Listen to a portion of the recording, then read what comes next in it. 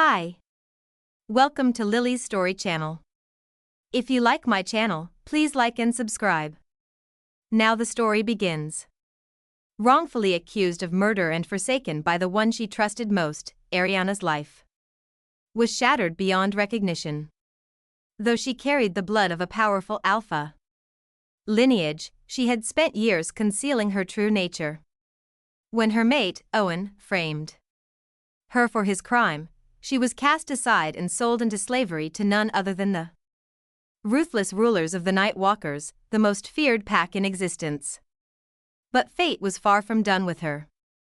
The very master who now owned her, the cold and merciless Lycan King, turned out to be her fated second-chance mate, trapped in a brutal world where love and power collide. Ariana must decide, will she surrender to this new bond, or will she use it as a means to exact revenge on the one who destroyed her life? And when she finds herself accused once again, this time of a crime she did not commit, the verdict is far worse than she ever imagined. Sentenced to death by the man destined to love her, Ariana's only hope is to fight for her freedom, for her vengeance, and for a destiny she refuses to let others control. They say fate is carved into our bones before we even take our first breath. If that's true, then I was destined to suffer from the very beginning. My father had once been a powerful alpha, respected and feared. But when betrayal struck, he lost everything. Some claimed he had conspired with rogues, others whispered of a crime so grave it warranted exile. Whatever the truth was, he vanished, and my mother, loyal to the end, followed him into the unknown. I was left behind, an unborn child carrying the weight of his sins. From the moment I could walk, the pack saw me as a burden. I wasn't just an orphan, I was a disgrace. And when I failed to shift at 16, the whispers turned to open mockery. An alpha's daughter who can't even shift.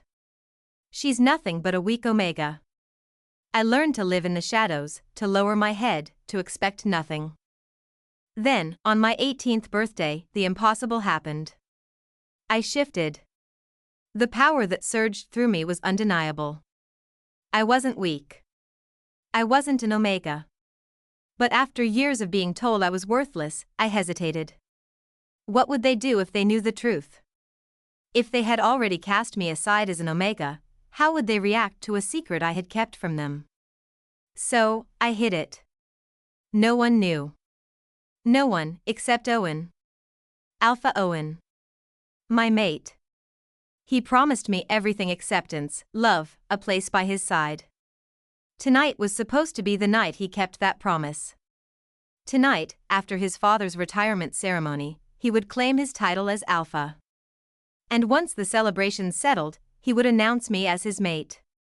At least, that was what I believed. I made my way to his quarters, my heart pounding with anticipation.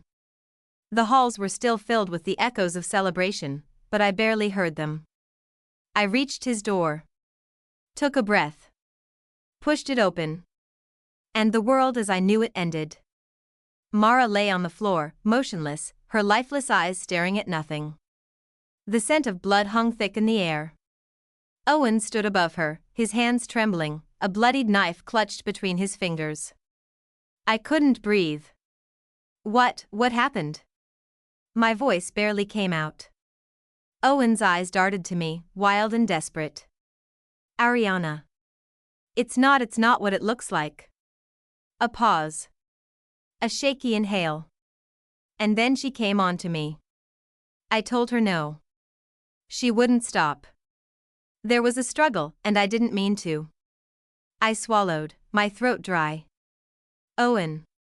If they find out, he cut me off, stepping closer, they'll exile me. I'll lose everything. His voice was strained, urgent. Ariana, you know how the pack is.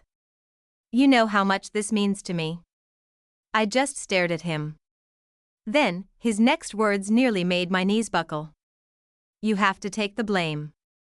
My breath hitched. What? If you say it was you, they won't question it, he pressed on. You're already an outcast. They expect the worst from you.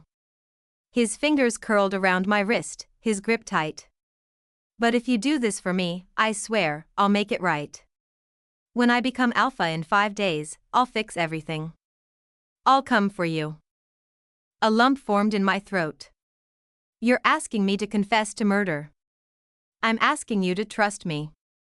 I wanted to believe him. I wanted to believe that, after everything, fate hadn't been so cruel as to lead me to this moment just to shatter me. I took a shaky breath. If I do this, you promise you'll come for me? His hands tightened around mine. I promise. The door burst open. Caleb, Owen's beta, stepped in with several warriors. His eyes took in the scene: Mara's lifeless body, the knife in Owen's hands, the horror on my face. His voice was cold when he spoke. What the hell happened here? I didn't hesitate. It was me, I said, my voice steady. I killed her. A beat of silence. Then Caleb's jaw clenched. Take her to the cells. Rough hands grabbed me. I didn't resist. I barely registered Cynthia's voice, distant but desperate. Ariana. Tell them the truth. Tell them it wasn't you. But I said nothing. Even as the iron bars of my cell clanged shut, even as the weight of my choice settled on my chest, I clung to Owen's words. 5 days. I'll come for you. I promise. But deep down, in the place I had buried all my fears, I already knew. Promises meant nothing to the moon goddess. And tonight, she had been crueler than ever. Ariana, daughter of the banished Alpha James, Alpha Marcus's voice rang through the hall, filled with cold authority. You stand accused of taking the life of Mara, a cherished member of our pack. Do you admit to this crime? Kneeling before the council, my wrists bound behind me, I could feel the weight of countless stares pressing down on me. Hatred filled their eyes, their judgment already cast before I had even spoken a single word. I had the chance to tell the truth, to fight for my innocence. But as my gaze met Owen's across the crowded room, the silent plea in his eyes reminded me of the promise he made. My heart pounded as I forced the words out. Yes, I confess. Gasps rippled through the room, followed by hushed murmurs. It was as if the entire pack had been waiting for this moment, eager for the confirmation of what they had already believed, that I was nothing more than the disgrace they had always seen me as. Alpha Marcus lifted a hand, immediately silencing the pack. Ariana, you have admitted to a serious offense. Before we determine your fate, do you have anything to say for yourself? Frantically searching for the right words, I took a shaky breath. We arced, I said, my voice carefully controlled. She mocked my bloodline. Called me accursed. Omega. She insulted my family, and I lost control. It was the only explanation they would find believable, the uncontrollable outburst of a powerless girl with nothing to lose. The Alpha studied me, his sharp eyes narrowing. Slowly, he began to circle me. You expect us to believe that an Omega One abandoned by the moon goddess herself managed to overpower and kill a warrior's daughter? He stopped in front of me, his stare burning into mine. Do you take us for fools, Ariana? My throat tightened. He was right, my lie was full of holes. But I had already spoken, and there was no turning back now. Yes, I repeated, my voice steady despite the sweat trickling down my back. I did it. Alpha Marcus shook his head and gestured to one of the warriors standing nearby. Bring the body. The warrior disappeared through a side door, returning moments later with 2 others carrying a stretcher. They placed it before the pack, and with a solemn nod from the Alpha, the sheet was pulled back. The sight of Mara's lifeless body twisted my stomach, not because of the brutality of it, but because I knew who had really wielded the knife that ended her life. My gaze dropped, fixing at a distant point on the wall behind the elders. Alpha Marcus's voice was heavy with finality. This is the result of your actions, Ariana. Before he could continue, a voice suddenly cut through the tension. You. Lucas, Mara's brother, shoved his way through the crowd. Before anyone could stop him, he lunged at me, his hands locking around my throat. You worthless Omega.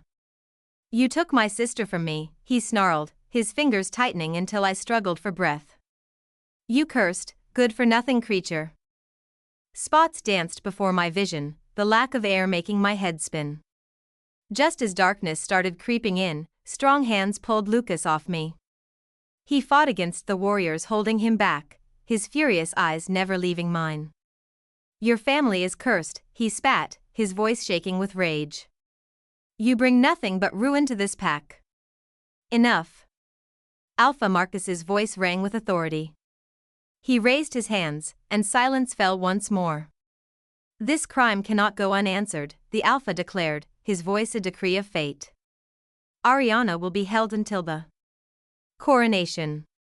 Then, under the full moon, she will meet her judgment." His gaze swept over the crowd. "Her execution will cleanse our land and serve as a lesson for all." A roar of approval erupted from the gathered wolves. They surged forward, pelting me with stones and clumps of dirt. My guards shielded me as best they could, but pain still stung as a rock struck my cheek, leaving a sharp sting behind. Dragged away, I was thrown into the cold, damp prison cell that had become my home. Even as the heavy door slammed shut, the jeers of the pack still echoed in my ears. But through the suffocating despair, a single thought kept me going. Owen had promised to free me when he became Alpha. 5 days. 5 days until this nightmare would end. Yet, time inside the cell blurred into an endless cycle of hunger, exhaustion, and fear. The food was barely edible, and the knowledge that the pack wanted my blood kept me constantly on edge. I curled up in the cold corner, haunted by the memories of that night over and over again. Then, on what I quest was the 5th day, familiar footsteps approached my cell. "Ariana?" Cynthia's whisper was soft but urgent. I scrambled toward the bars. "Is anyone watching?" "No, I was careful." She slipped bread and dried meat through the gaps. "I'm sorry it took so long. I got caught twice trying to bring you food." I devoured the meal, my throat tight with emotion. "Thank you," I whispered between bites. She sighed, settling on the other side of the bars. "Owen's ceremony is tomorrow. He'll be Alpha." My heart leapt. "Tomorrow? Then that means I'll be free soon?" "That's what he promised, right?"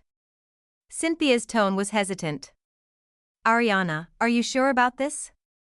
"Something feels off." "He loves me," I insisted. "I'm his mate. Once he's Alpha, they'll have to accept me." She was silent for a moment. "I hope you're right." Then she forced a small smile. "Tomorrow, I'll bring you something special. We should celebrate your last night in here." "You're the best," I murmured, squeezing her hand through the bars. After she left, sleep refused to come. My mind raced with dreams of freedom. Of finally standing beside Owen, of the pack seeing me as their Luna. The next day crept by, every footstep outside my cell making my heart pound with anticipation. And then, as the sun dipped below the horizon, multiple sets of footsteps approached. Owen appeared before my cell, dressed in his Alpha robes, exuding power. My heart swelled with pride. "You did it?" I asked, barely containing my excitement. "You're Alpha now?" "Yes," he said smoothly, a smile playing on his lips. "And it's all thanks to you, my love." Relief flooded through me. "So, you'll let me out now?" "Tomorrow," he replied. "But first, I have something to show you." Confusion flickered inside me.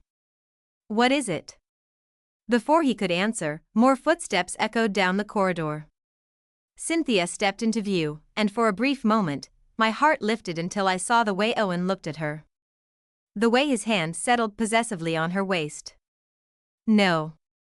The world tilted beneath me. Before I could find my voice, Owen turned to Cynthia, pulling her closer.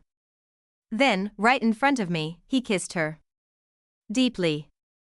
The breath left my lungs. It wasn't a mistake. It wasn't a ploy. He kissed her with passion, with intent. And as their lips met, my world shattered into pieces. I stood motionless, unable to look away as their lips met.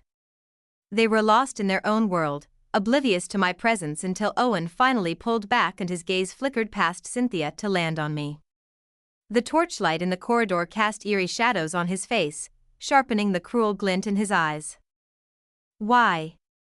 My fingers tightened around the icy iron bars, my whole body trembling. My voice barely made it past my lips. I gave you everything, Owen, my love, my trust, my loyalty. You were the only one I ever confided in about my wolf. Exactly, he interrupted smoothly, stepping closer to my cell. I was the only one who knew how much of a threat you really are. Cynthia's expression shifted, the slight widening of her eyes revealing that even she hadn't known this part of his scheme. What are you talking about? Demanded, my pulse roaring in my ears. A cold laugh escaped Owen's lips. Did you really think I loved you? He scoffed. You're James Darkwood's daughter, born from the bloodline of the most dominant alpha this region has ever seen.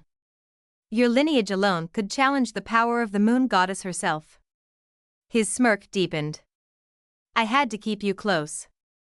I needed to understand what I was dealing with. But I tried to argue, but he cut me off with a mocking shake of his head. Never what? Never planned to overthrow me? His palms slammed against the bars, making the metal shudder violently. I flinched at the sound, my breath hitching.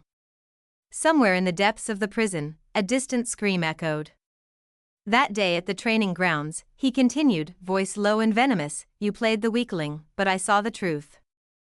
Your wolf was anything but fragile, it carried the same power that made your father unstoppable. The puzzle pieces started falling into place.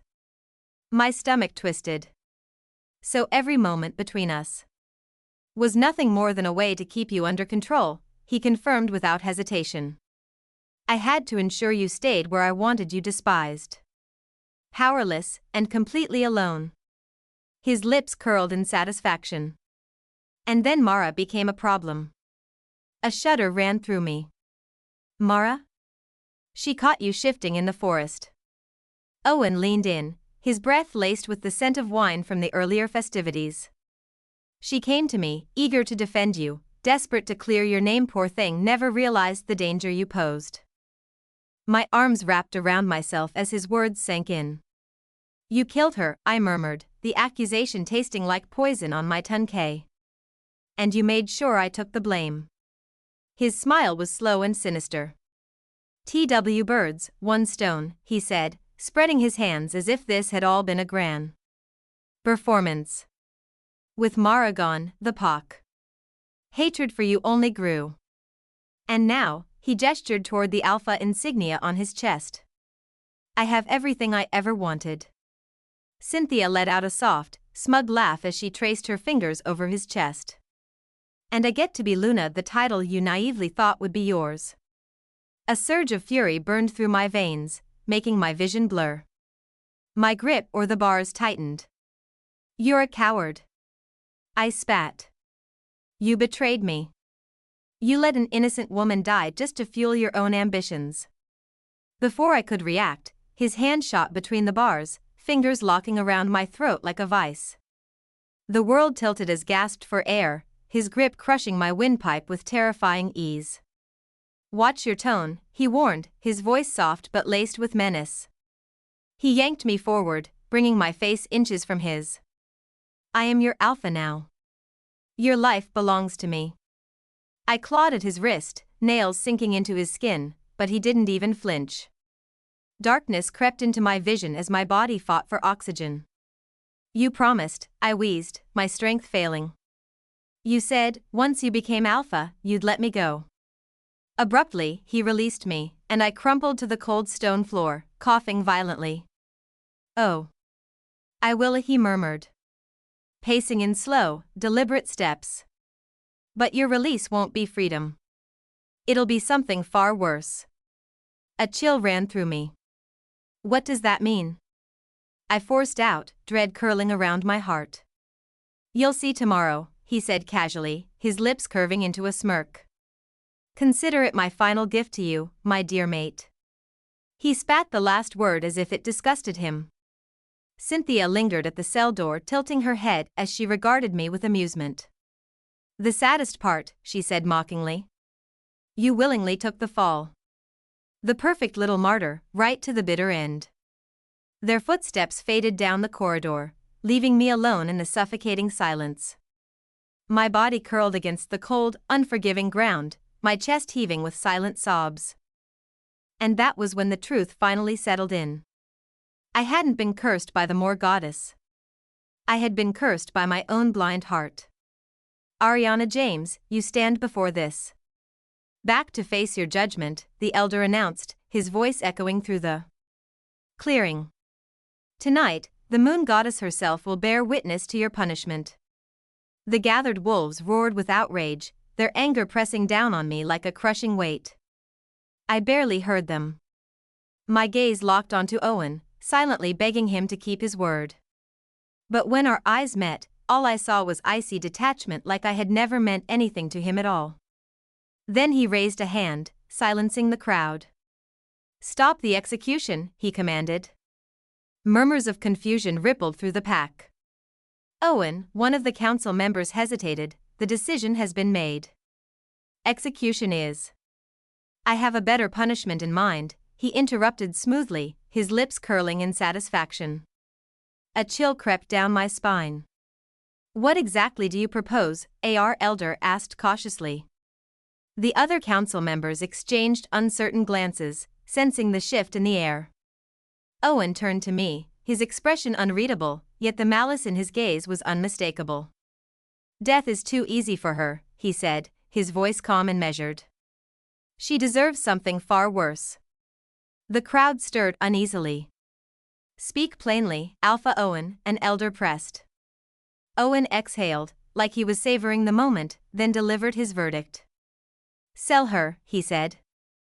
A stunned silence fell over the clearing before horrified whispers broke out.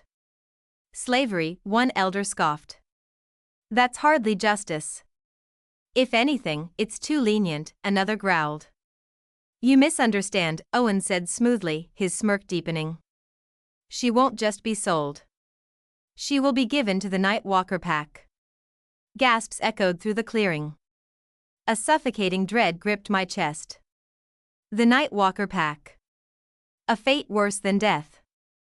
The silence that followed was suffocating, as if the entire courtyard had collectively lost the ability to breathe. A sharp gasp escaped my lips before I could stop it. Even someone like me who had been scorned, ridiculed, and treated as an outcast my entire life felt sheer terror claw at my chest at the mere mention of that name. The Nightwalker pack. A realm ruled by the infamous Lycan King, a monster of a ruler whose name was whispered only in hushed, fearful tones. His reputation for brutality was legendary, and it was said that the severed heads of those who dared defy him were impaled along the borders of his territory as an ominous warning to all. His warriors were demons of both strength and cruelty, and his captives, well, those unfortunate enough to be claimed as his slaves, rarely lived long. The horrifying stories that seeped past those cursed borders were enough to paralyze even the bravest of wolves with fear. Women were condemned to unspeakable fates, forced into servitude, subjected to heinous acts, and treated as nothing more than breeding stock or playthings for cruel entertainment. Men were worked to the bone, their bodies discarded like useless scraps once they were no longer of any use.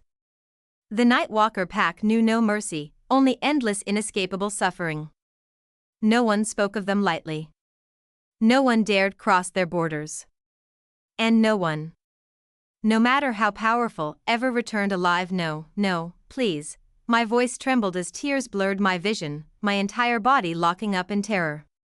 One of the council members hesitated, casting a wary glance at Alpha Owen. Alpha, surely this punishment is excessive, even for her crimes. Perhaps we should reconsider. Let me remind you, Owen interrupted smoothly, his voice cold as steel, that Ariana James is a murderer. She deserves no leniency, no kindness. And the Nightwalker pack, he smirked, they know exactly how to deal with creatures like her. A tense silence followed, and then one by one, the elders nodded in agreement. Even Alpha Marcus, who had remained visibly uncomfortable, eventually relented. I noticed the slight tremor in his hands as he signed the decree, but he still signed it nonetheless. Then, as if ignited by a spark, the crowd erupted. Shouts of triumph rang through the air, cheers and laughter blending into a sickening symphony of hatred and celebration. They reveled in my fate as though it were some grand festival, their voices cutting through me like 1,000 blades. Send the murderer away. Let the Nightwalker pack have her. Justice for Mara. Owen turned to me then, his piercing blue eyes gleaming with victory. There was no trace of the man I had once loved, no flicker of remorse. Only satisfaction. In that moment, I understood. Death would have been a mercy. This was far worse. Rough hands seized me, dragging me to my feet. I thrashed, desperation giving me strength. No. Please. Anyone help me. But no one did.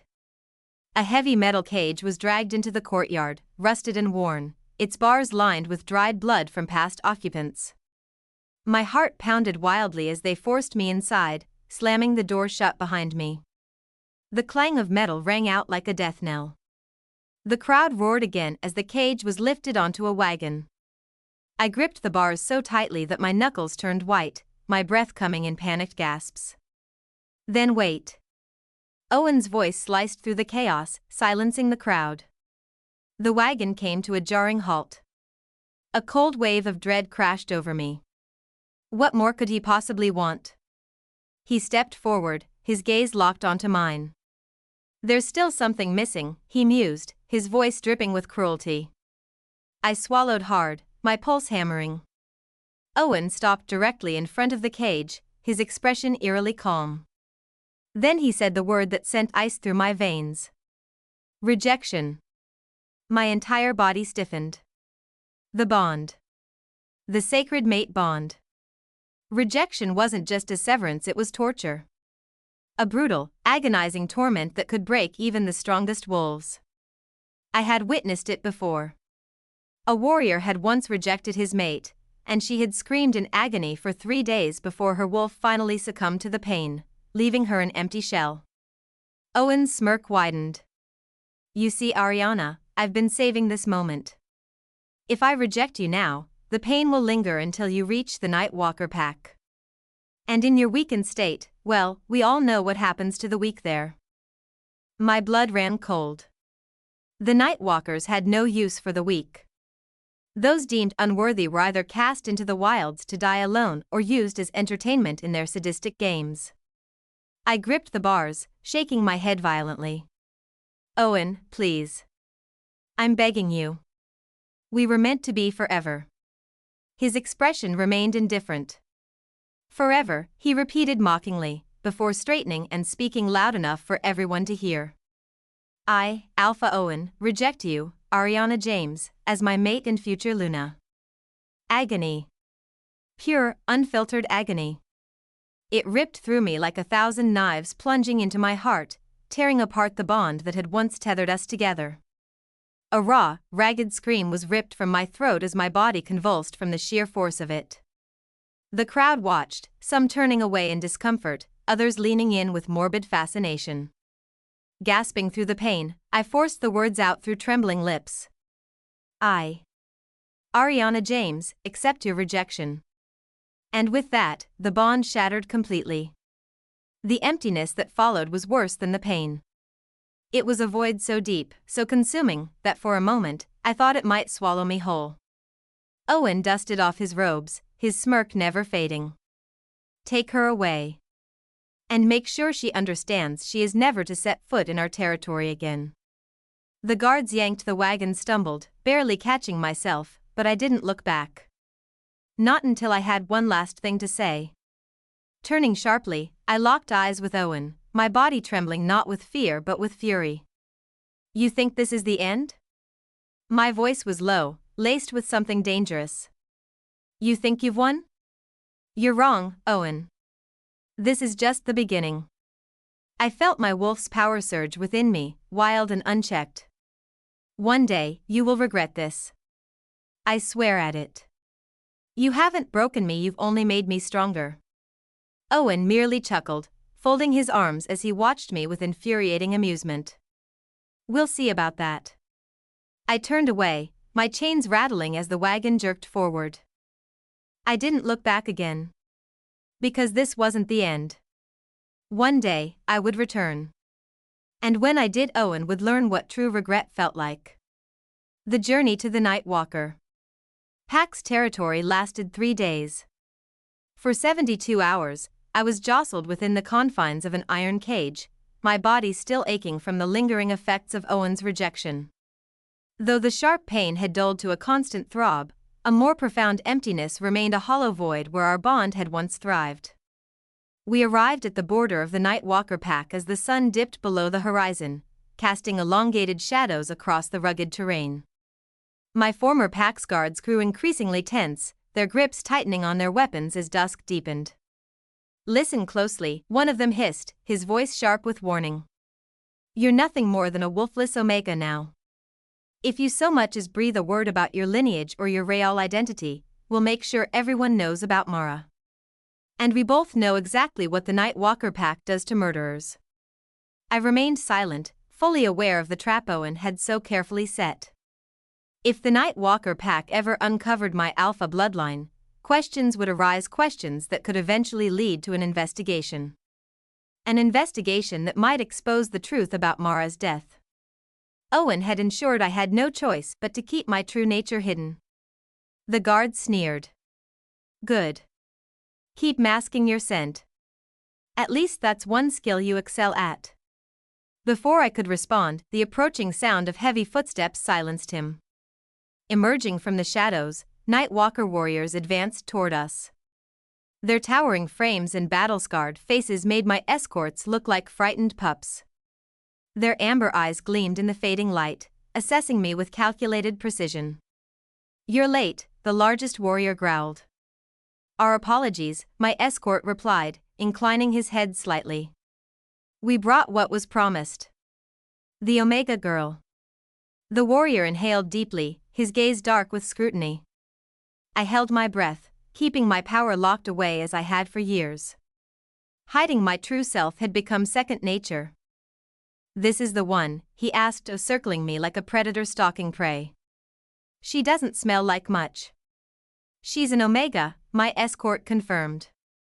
"Weak, but healthy enough for whatever purpose you need." The transaction was swift and impersonal.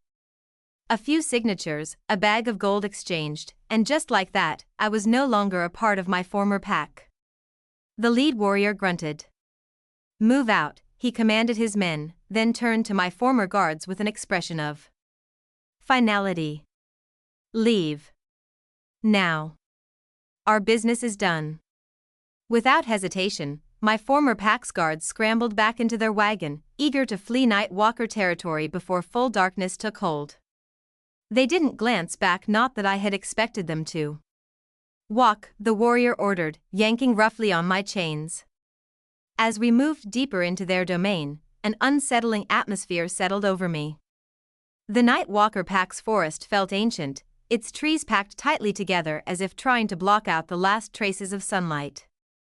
Strange sounds echoed through the darkness, and more than once, I caught the glint of glowing eyes watching us from the shadows. No one spoke. The only sounds were the rhythmic crunch of boots against the earth and the occasional metallic clink of my chains. I used the silence to observe my captors, noting how they moved in formation and communicated with the barest of gestures. Though I was physically weak, my mind remained sharp. If I wanted to survive, I needed to learn as much as possible. After what felt like an eternity, we reached a clearing, and my breath caught in my throat. A fortress loomed before us, its sheer black stone walls reaching high into the night sky. Torches flickered along the ramparts, their flames casting eerie, shifting shadows. Just as the stories had whispered, the outer wall was lined with skulls, a chilling warning to any who dared challenge the Nightwalker pack's dominance. "Welcome to your new home," the lead warrior sneered, tugging me forward. "Not that you'll live long enough to enjoy it." They led me across a courtyard where a group of about 50 women stood huddled together, their trembling bodies betraying their fear. Their expressions held a mixture of dread and resignation that twisted my stomach. A woman stepped forward, her posture exuding authority. The icy sharpness in her gaze and the rigid curve of her lips left no doubt that she was in charge. "Welcome to the Nightwalker pack," she announced. "You are here because you have been deemed fit for the breeding program." Her gaze swept over us like a predator assessing prey. "Only the strongest will be accepted. Those who fail the trials will be sent to the mines." A shudder rippled through the gathered women. My own blood turned to ice. The mines were infamous, a slow, grueling death disguised as labor. Workers were forced into collapsina tunnels with barely enough sustenance to survive. Few made it past their first month. "You will fight in pairs," the overseer continued. "Winners advance. Losers." Her lips curved in a cruel smile. "Well, the mines always have room for more." We were paired off at random. My opponent was a girl who couldn't have been older than 18, her fear palpable. Yet beneath her terror, I caught a glimpse of something else: desperation. A fierce will to survive. I knew immediately what I had to do. Winning would mean becoming a breeder, forced to bear children for the warriors of the pack. The mere thought made bile rise in my throat. But even worse, winning could expose the truth of my strength. The mines, for all their horrors, offered something else: anonymity. A place to disappear until I could find a way to take back control of my fate. The fights began. Around us, women lunged at each other in frantic, brutal combat. Some fought with experience, others with sheer terror-fueled aggression. The air was filled with the sounds of bodies colliding, grunts of pain, and cries of victory or defeat. When it was our turn, I stepped into the crude fighting ring. The girl launched her attack, a wild punch that I could have easily dodged. Instead, I let it graze my shoulder as I stumbled backward, feigning weakness. We exchanged a few more blows, and I made sure to land mine with just enough force to appear convincing but never enough to truly harm her. Then, I saw my chance. When she kicked at my stomach, I let my guard drop entirely. The blow sent me sprawling into the dirt. "Pathetic," the overseer spat. "Take her too." "I'll take that one." A voice cut through the courtyard like the crack of a whip, commanding instant attention. It was deep, rich, and laced with unmistakable authority. The entire yard fell silent. I turned toward the source and met a gaze unlike any I had ever encountered. He stood at the edge of the courtyard, his presence impossible to ignore. Everything about him radiated power: the effortless dominance in his posture, the controlled strength in his stance. He looked both divine and deadly, an untouchable force wrapped in a breathtakingly dangerous form.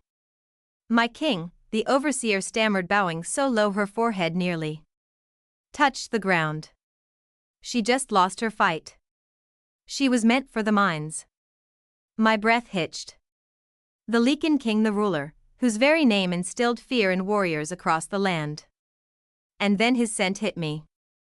It was intoxicating, overwhelming, and so powerful that my wolf surged forward with a force I hadn't felt in years. No. No, this couldn't be happening. My wolf's whisper confirmed what I already knew. Mate. The moon goddess had given me a second chance. And this time, my fated mate was the most dangerous Lycan alive. Chapter 6. His piercing gaze bore into me, igniting every instinct within me to meet his eyes. Yet, I kept my head bowed, suppressing my wolf and forcing myself to play the role of a frail omega. "She's weak, my king," the overseer insisted, gesturing toward me. "She couldn't even defeat an untrained adversary. Surely, the mines would be a better." "Are you questioning my judgment?" His voice carried such lethal authority that the entire courtyard fell silent. I sensed the collective intake of breath as everyone instinctively stepped back. "And no, my king." The overseer hastily bowed, nearly pressing her forehead into the dirt. "I only wished to ensure you received the best." "Then hold your tongue." His words were absolute, and the overseer instantly fell silent. "Take the slave," he commanded. "She will serve in my personal household." A chorus of shocked gasps echoed around me. My breath hitched as the weight of his words sank in. His personal household? No, this couldn't be happening. The rumors surrounding the Lycan King's private chambers were far worse than the horror stories of the mines. The overseer, still failing to recognize her place, dared to speak again. My king, surely one of the winners would be more fitting.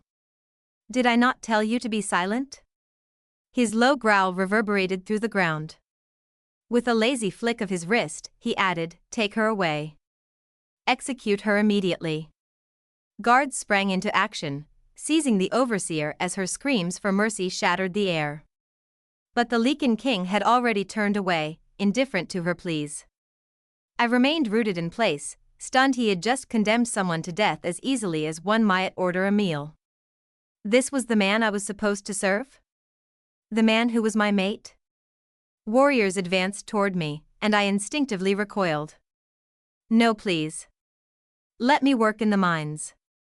I'm strong enough. My protests were ignored. They dragged me across the courtyard, my feet scraping against the rough stone. Other slaves averted their gazes, while warriors sneered at my struggles. Through dimly lit hallways, we moved until we stopped before a massive iron-banded door. "Your quarters," a guard grunted, pushing it open to reveal a stark, cell-like room. "You'll stay here until summoned." With a rough shove, I was thrown inside. The door slammed shut with finality. I leaned against the cold wall, silent tears trailing down my face. Sleep eluded me. The long hours were spent scouring every inch of my prison, searching for weaknesses. The walls were solid, but a small window near the ceiling caught my eye. If I could just reach it. I dragged the thin mattress beneath it and climbed, stretching my fingers toward the ledge. Almost there. The door burst open. Two warriors stood watching, their expressions unreadable. Already causing trouble, one of them sneered. Before I could respond, a woomer strode in. Her presence radiated authority. Silver-streaked hair was tightly drawn back, and though her attire was simple, it was far too fine for a mere servant. "Get down," she ordered. When I hesitated, she snapped her fingers, and the warriors yanked me down. "I am Helena, head slave of the Lycan King's household," she announced, scrutinizing me with distaste. "And you're already proving to be a nuisance." "I don't belong here," I said, fighting to keep my voice steady. "Just send me to the mines instead." "You want to leave?"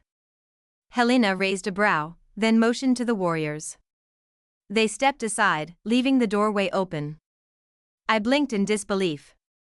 "What?" "The door is open," she gestured. "Go." My heart pounded as I stared at the exit. Was this a trick? No one stopped me as I took a hesitant step forward. But her voice halted me. The last slave who tried to escape managed 47 steps before the king's cords. Caught her. Would you like to know what happened next? Slowly, I turned back. No one saw her again, she mused, though her screams echoed through the dungeons for 3 days. Others simply vanished. Poof. She snapped her fingers. Like they never existed. My hands trembled as I retreated back inside. Smart girl. A smirk curled on her lips. Defiance only leads to one end in this place. She tossed a bundle of fabric at me, followed by a plate of food. Dress. The king demands your presence. What does he want with me? The thought of facing him alone sent a chill through me. Not my concern, she replied, eyeing the untouched food. Eat. You'll need your strength. I'm not hungry, I whispered. Then you're a fool, she snapped. Trust me, you'll need every ounce of strength for what awaits. At the door, she paused. Remember, eyes down, speak only when spoken to, and never, ever challenge him. The lock clicked, sealing me in with a red dress and a cold meal. Forcing myself to eat, I swallowed despite my stomach's knots. Helena was right, I needed my strength. For what, I dreaded to imagine. The dress was simple yet elegant. But its blood-red hue unsettled me. The door creaked open. Warriors entered. "Move," one ordered gruffly.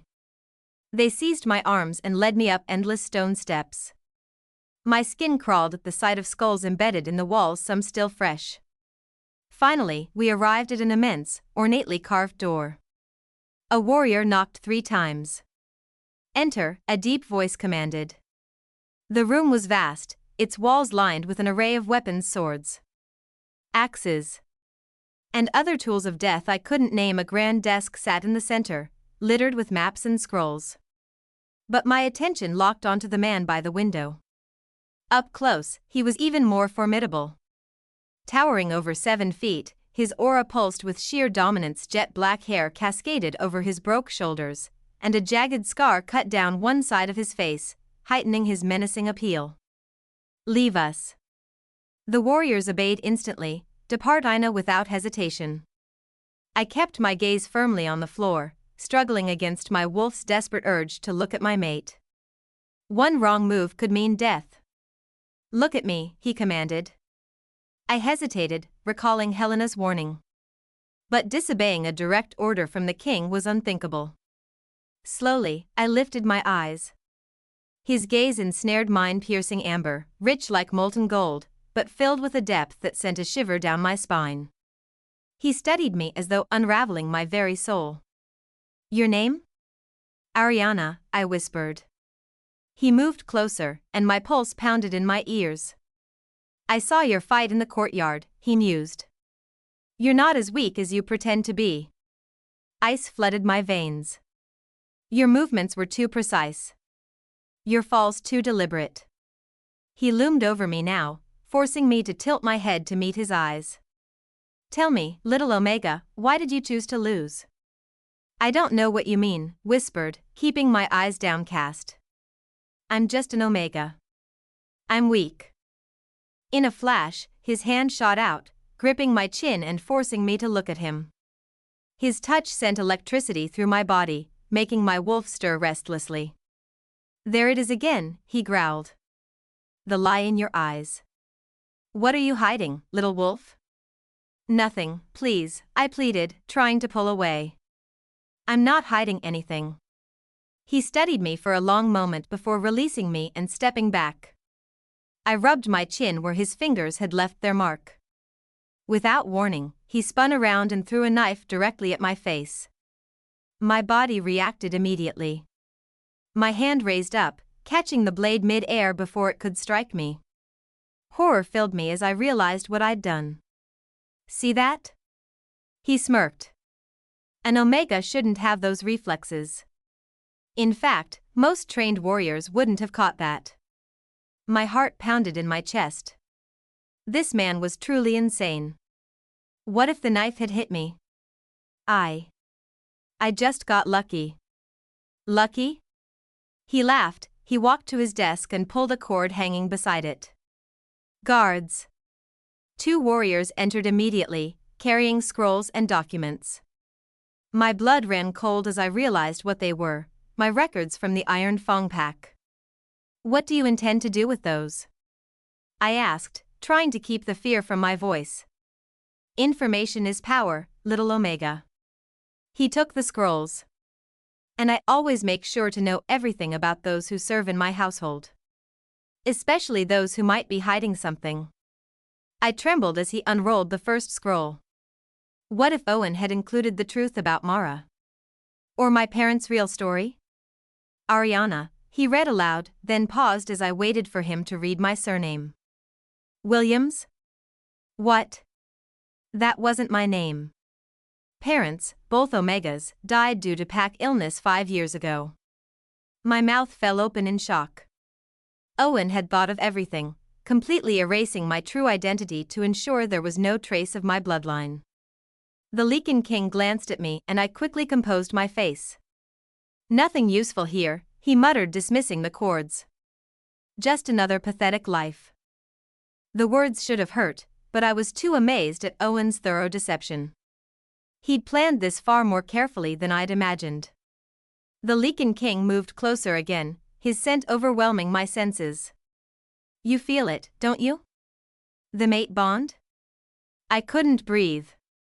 Every part of me screamed to give in, to acknowledge what we both knew was true. But Owen's betrayal flashed through my mind. I had a mission, which was revenge. I couldn't let another mate bond destroy everything again. I don't feel anything, I lied, proud that my voice remained calm despite my racing heart. Before he could respond, the door burst open. A woman came in, her expensive dress dragging against the floor. She was beautiful in a sharp way with high cheekbones and cold eyes.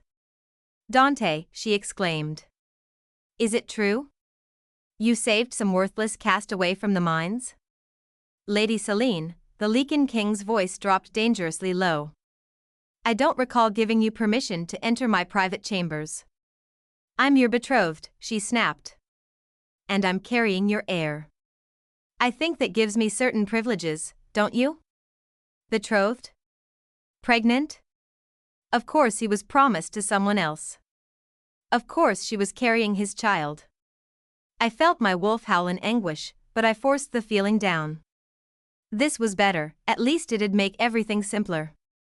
Celine's gaze finally landed on me. "And you," she snarled. "How dare you still stand here like you belong?" The audacity of these slaves grows worse every day. I mumbled an apology and slipped out of the door. Helena was waiting in the corridor with her arms crossed. "We need to get you settled in your quarters before you cause any more chaos." Without waiting for a response, she grabbed my arm and dragged me down the hallway until we saw a young boy waiting for us. He looked small and skinny, probably around 16 years old. "Liam will take you from here," Helena said and walked away without another word. "Hi, Ariana," he said with an unexpected brightness in his voice.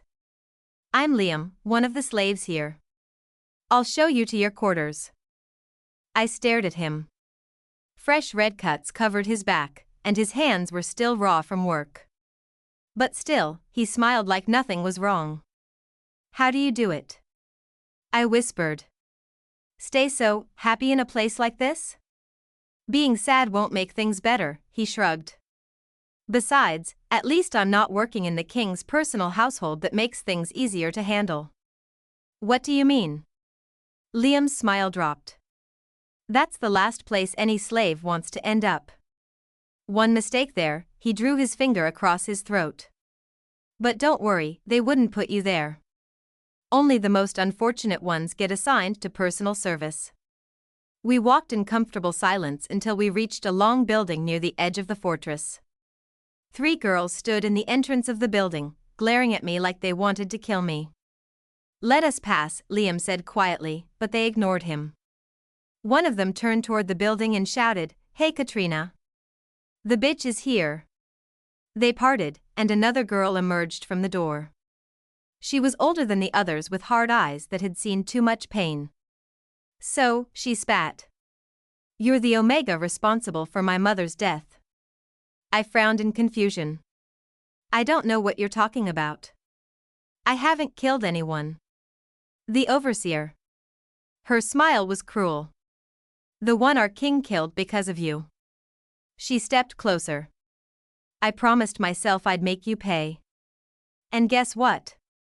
She pulled out a scroll. "As head of slave assignments, I know just how to start." She looked at the scroll and read, "Ariana Williams, assigned to personal service in the king's household, effective immediately." "Welcome to hell, Ariana," she whispered. "I hope you're ready to serve our king, personally." I stood frozen as her words sank in. I wasn't just going to work in the castle, I was being sent straight back to the one place every slave feared most. Right into the Lycan King's den. Lycan King Dante's POV. I watched Selene pace across my chambers in anger. The sight of her only increased my growing headache. "You can't just bring random slaves into the household," she snapped. "What will the other packs think? We have appearances to maintain."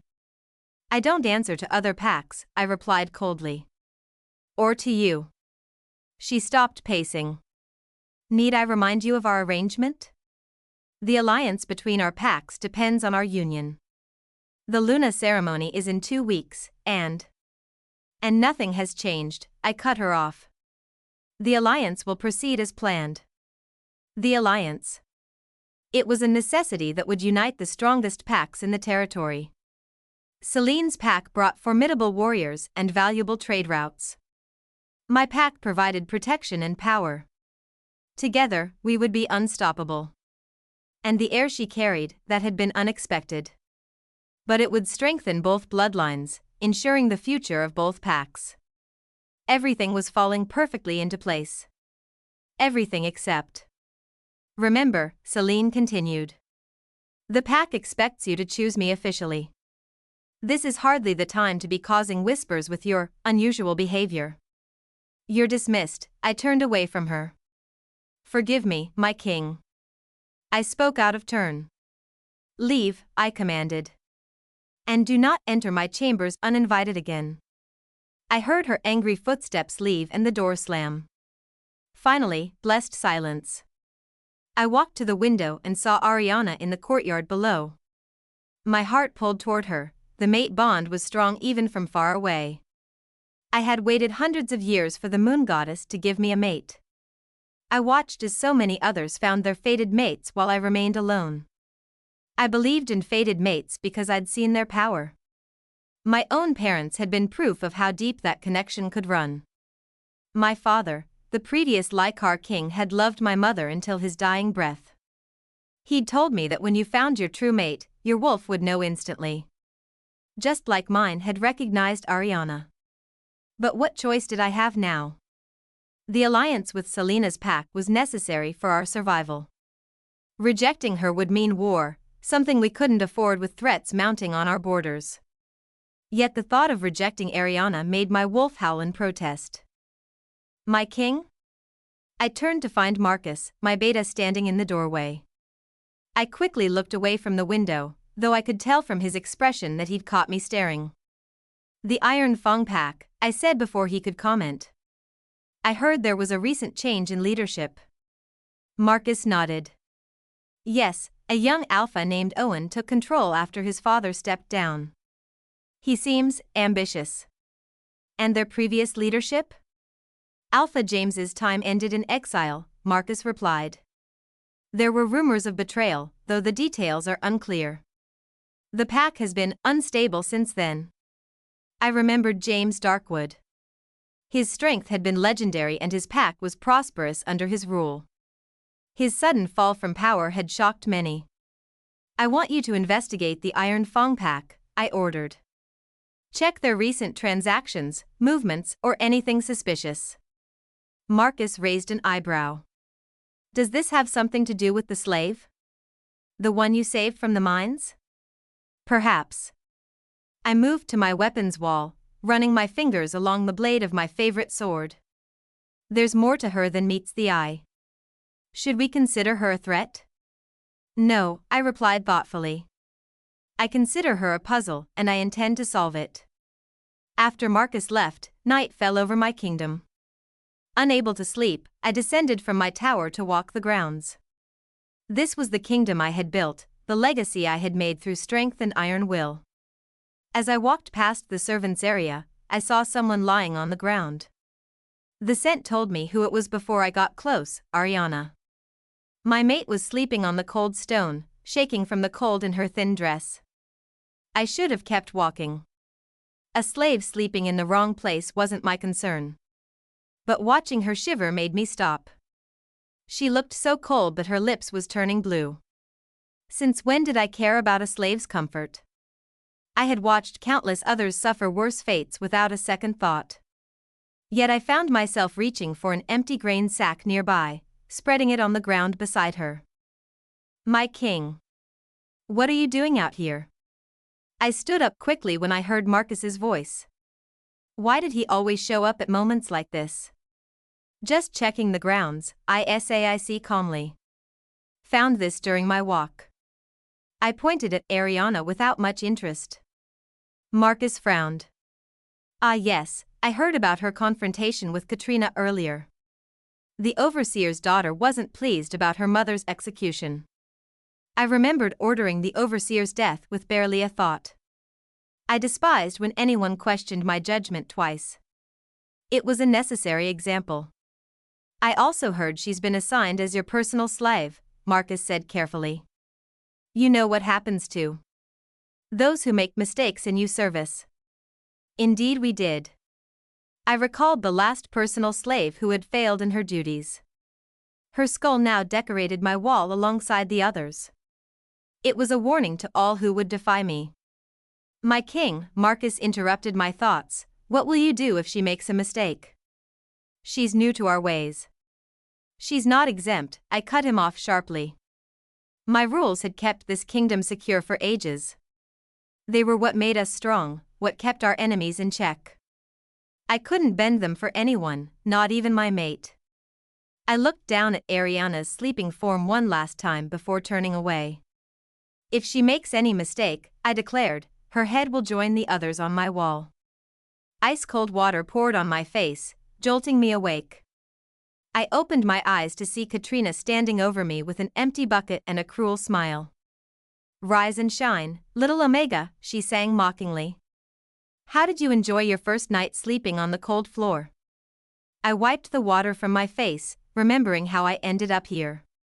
Last night, after our fight, Katrina had gathered all the other slaves and announced that they'd accidentally lost the key to my assigned room. No one dared offer me shelter, afraid of crossing the overseer's daughter. With nowhere else to go, I'd curled up in this quiet corner of the corridor. Oh, by the way, Katrina's voice dripped low, you have your first task. The War Council meeting starts in 1 hour, and you'll be serving drinks. She said dangerously. To the Lycan King himself. My heart stopped. The War Council? Yes, all the most powerful warriors in one room. Plus our king, of course. She leaned closer. Drop 1 cup, spill 1 drink and your head will decorate his wall before sunset.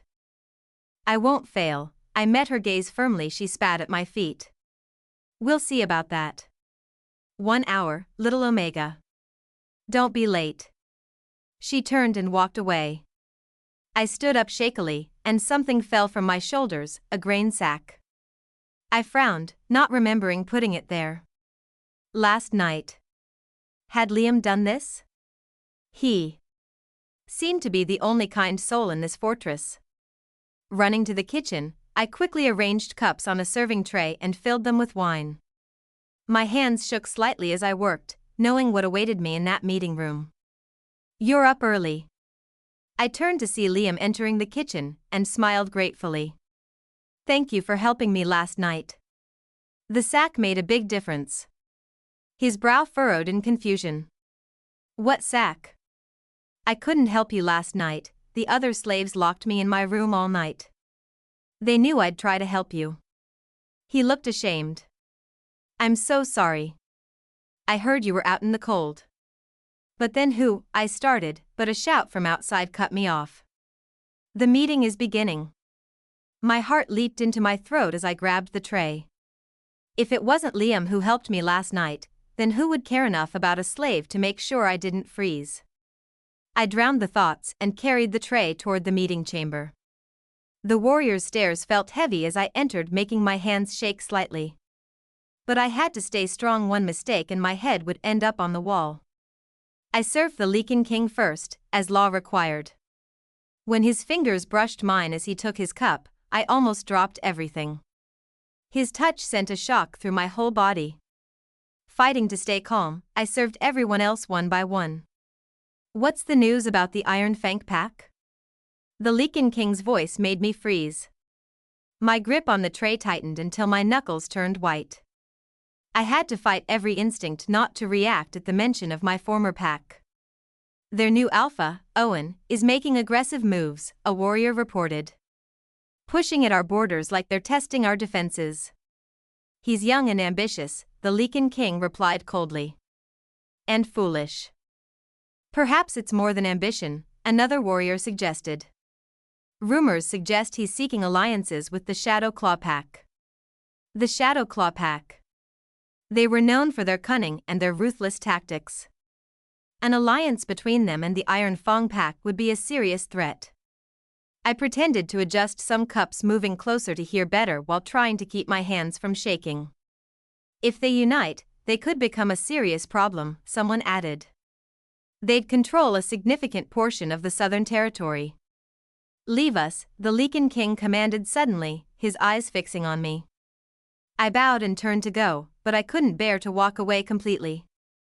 I needed to hear more. Using my heightened senses, I stayed just outside the door, pressing close to hear their conversation. Then we must ensure that doesn't happen, the Lycan King declared. I agree, another voice said. We need to gather more intelligence. Find out the extent of these alliances. A plan began forming in my mind. I could offer him information. I knew Owen's weaknesses, his ambitions, his ruthlessness. I could use this knowledge to gain the Lycan King's trust, to position myself as an ally. And in doing so, I could exact my revenge. The risk was immense. If the Lycan King discovered my true identity, my alpha bloodline, he might see me as a threat and eliminate me. But the desire for revenge burned stronger than my fear. I had to take this chance. What are you doing here? I spun around to find Celine, the Lycan King betrothed, glaring at me. I just finished serving drinks to the council, my lady, I stammered. Well, you should go clean my chambers, she snapped. They're filthy. Get to work immediately. I went to Celine's chambers with a heavy heart. The room was really messy, with clothes all over and dirt on the floor. I cleaned everything carefully, making sure not to miss a spot. I even organized her fancy dresses and jewelry boxes. After I finished, I felt proud. The room looked perfect now. I walked out, heading back to tell Mara the Ayab was done. My plan to spy on the War Council hadn't worked, but there would be other chances. Suddenly, guards grabbed my arms and I jumped in surprise. What's happening? I asked. The future Luna's ceremonial necklace is missing, one guard growled. What? They dragged me forcefully back to Celine's chambers. She stood there, looking angry. I left my special necklace in this box, she pointed at a golden box. Now it's gone. And you were the only one in here. I didn't take anything. I said. I cleaned the box, but there was no necklace inside. Search her, Celine ordered. The guards patted me down roughly. Then one of them reached into my pocket and pulled out something gold and shiny, an expensive necklace I'd never seen before. That's not mine. I didn't put it there. I cried out. Lies. Celine shouted. Heavy footsteps came from the doorway. The Lycan King walked in, his face was dark with anger. What's happening here? He asked. Celine rushed to him. Your slave stole my ceremonial necklace. We found it in her pocket. She must be executed for this crime. The Lycan King's eyes met mine, and I silently pleaded with him to feel our mate bond, to know I wouldn't do this. You can't possibly spare her this time, Celine pressed. Not like you did with the mines. His face hardened as he looked at me. You're right. I always knew she was hiding something. He turned to the guards. Take her to the dungeons. She'll be executed at dawn. No one listened to my protests or pleas of innocence. The guards dragged me through the dark corridors without mercy, their grips bruising my arms. It was like my voice didn't even matter. My fate was already decided the moment Celine pointed her finger at me. I kept looking at the Lycan King, desperately hoping he would meet my eyes. But he turned away, acting like he couldn't even see me. He kept his distance, as if trying to separate himself from what was happening. As they pulled me through the dark corridors, a horrible thought hit me. This was all happening again, just like before. False accusations. Quick judgment. No chance to defend myself. It was like living through the same nightmare twice. First, it was Owen who blamed me for a crime I didn't commit. Now, it was the Lycan King doing the same thing. Was this my curse? Would I always be punished for other people's crimes? The dungeon they threw me in was even worse than Owen's prison. The walls were wet and cold, and strange noises echoed in the darkness. I had until dawn to prove my innocence. But how could I? I knew I hadn't seen any necklace in that box, but I had no way to prove it. Late in the night, I heard footsteps coming down the corridor. Then a crew voice spoke through the darkness. "Look who's about to lose her head." I didn't think this would work out so perfectly. I recognized Katrina's voice before I saw her step out of the shadows with a torch. She smiled cruelly at me through the bars. "Come to gloat?" I asked wearily. "Oh no." She leaned closer to the bars. "I came to thank you. Mother would be so proud, her death is finally avenged." "I didn't steal anything," I repeated. "Just like I didn't kill your mother. The king would never have killed her if it wasn't for you." Her eyes were cold. "You deserve to die just like she did. You planted that necklace in my pocket, didn't you?" I gripped the bars tightly. "Just admit it. You set me up." Her face hardened. "I don't care about your lies. All I care about is getting revenge for my mother. And you're going to pay." She turned to leave. "Enjoy your last few hours, little Omega. Dawn comes quickly." The door slammed shut and darkness surrounded me again. I slid down against the wall and closed my eyes, trying not to give in to despair. Too soon, the first rays of sunlight came through the tiny window. I caught the scent of warriors approaching before I heard their heavy boots. "It's time," one of them said gruffly as they opened my cell. They dragged me outside through the cold dungeons. A crowd had gathered, all watching silently. At least these people weren't shouting for my death like during Owen's execution. Still, their cold stares felt just as cruel. At the front, I saw Celine standing proudly next to the Lycan King, her hand resting on his arm. He still wouldn't look at me, keeping his gaze fixed on something in the distance. My heart ached at his deliberate avoidance. The cords forced me down onto the chopping block.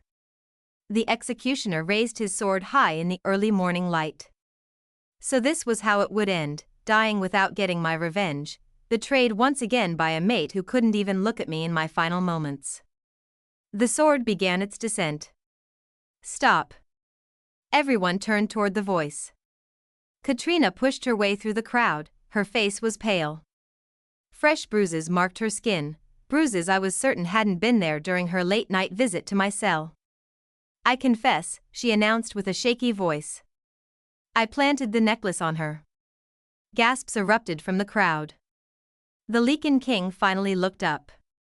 "Why?" he demanded, his voice echoing across the courtyard. "To avenge my mother." Her voice rose even as tears streamed down her face. "She was executed because of this Omega.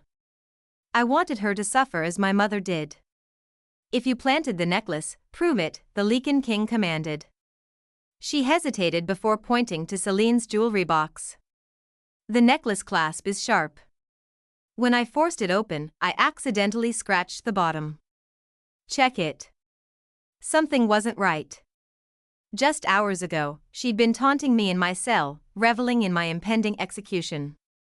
Now she stood here confessing, her body bearing mysterious bruises that hadn't existed before. What had happened in those dark hours before dawn? A guard confirmed the mark on the box. Murmurs spread through the crowd as the Lycan King turned to Katrina. "You confessed to framing an innocent slave? A crime punishable by death?" "Yes, my king."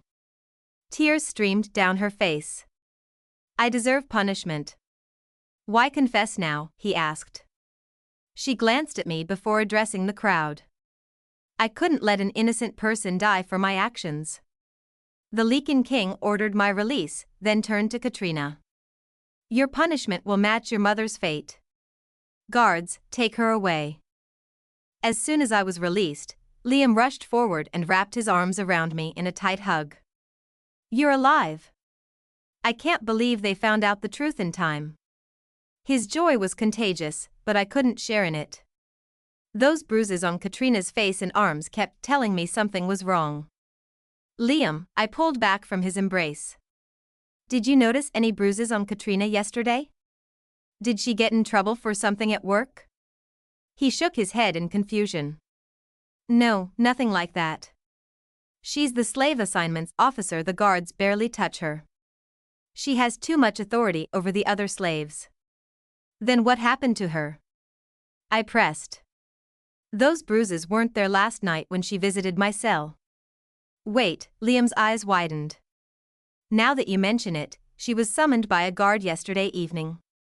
She told us she'd return shortly, but we didn't see her again until this morning at your execution. My suspicion grew stronger. Whatever had caused those bruises had happened between her leaving with that guard and her confession this morning. The timing was too convenient to be coincidence. You don't seem happy about any of this, Liam observed carefully. About being freed, or Katrina confessing? I sighed, leaning against the cold stone wall. I'm not. She didn't have a choice in what she did to me. It was her mother. Anyone would want revenge for their parents' death. Liam's face fell suddenly, and his usual cheerful face disappeared. I agree, he whispered. I'd do anything to see my parents again, even for a moment. The pain in his voice made me realize I'd never asked about his family. In all our conversations, he'd never mentioned them. What happened to your parents, Liam? He swallowed hard, avoiding my eyes. I barely remember them now. I was only 5 when pack warriors caught us wandering in the woods. They separated us immediately. My parents were sent to work in the northern mines, so far away that, his voice cracked. I haven't seen them since. Slaves aren't allowed to travel, and that region is too remote. Sometimes I wonder if they're even still alive. I felt ashamed for never asking before. Here I was, consumed with thoughts of revenge while Liam carried this quiet heartbreak every day. He'd shown me nothing but kindness despite his own suffering. I wrapped my arms around his small frame, holding him close as he tried to hide his tears. Don't worry, dear. Everything will be fine, I promise you. Suddenly, a crash broke our moment. I spun around to see Celine standing there, her arms full of dirty dishes which she threw at me one by one. I dodged them, careful not to let her see how easily I could avoid them. Here's your work for today, she snarled. And don't think about entering my chambers again. I don't trust thieves, no matter what story they cook up about being framed. I could feel my claws trying to emerge, but I forced them back. One wrong move and we'd both end up in the dungeons again. Go get that cut cleaned, I whispered to Liam, who had a cut from the flying plates. He nodded and scurried away as gathered the scattered dishes. I found a quiet corner in the servants' area to sort through the mess. As I worked, voices drifted from above in my enhanced hearing, picking up every word. The scouts confirmed it. Iron Fang warriors are gathering at the southern border. How many? At least 200. But that's no the worst part, a higher-pitched voice added. They've got shadow claw fighters with them. Those bastards are known for their poison weapons. Poison? Against lichens? Some new thing they developed. Apparently, it can temporarily paralyze even the strongest warriors. One scratch is all it takes. When do they plan to attack? New moon. 3 days from now. They think our forces will be weakest then. I sat very still as their footsteps retreated. Owen had done it, he'd actually allied with the Shadow Claw pack. I knew their reputation, they were deadly efficient. I couldn't just sit here and do nothing, but how could I help without revealing myself? Back in my small room, I pulled out a piece of paper and began writing carefully.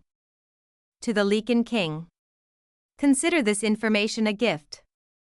Take it or dismiss it, the choice is yours. But know that every word is true. The Shadow Claw warriors are not loyal to Owen. They fight for gold, not honor. Their leader, Rafe, carries a gambling debt that exceeds Owen's payment. Offer to clear his debt, and he will turn on Owen and stop the attack. Send scouts to the abandoned silver mines south of your border. You'll find Shadow Claw warriors practicing their formations there. Choose wisely. I folded the letter carefully, knowing this was risky but necessary. Owen couldn't be allowed to win again. I needed a way to deliver it without being traced. Then I had an idea. I tucked it into one of the kitchen's fresh bread deliveries, knowing all food went through rigorous inspection before reaching the king's table. The guards would find it, test it for threats, and deliver it with his morning meal. And if I was lucky, he'd listen and act on it before it was too late. After finishing with the dishes, I carried them to Helena's quarters. The head slave barely looked at me as I explained about Celine's ban. She just waved me away with a tired hand. Finally, I made my way to my room, the one that used to be off limits when Katrina controlled the slave assignments.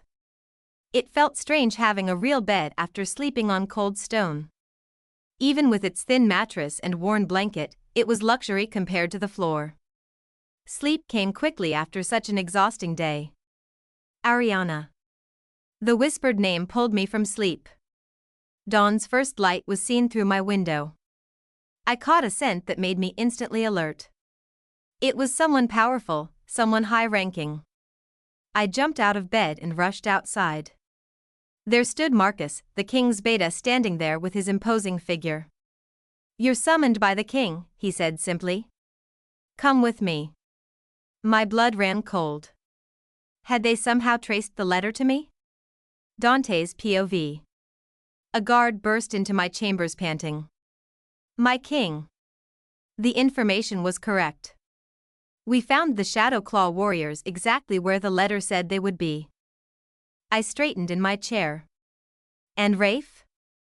Accepted our offer without hesitation. The moment we mentioned clearing his gambling debts, he ordered his warriors to stand down. They're retreating from our borders as we speak. Owen? Left scrambling. Without Shadow Claw's support, he's withdrawn his forces. The threat has been neutralized. I waved my hand to dismiss him, then walked to my desk where that mysterious letter lay. Such simple words on paper, yet they had saved us from what could have been a bloody battle.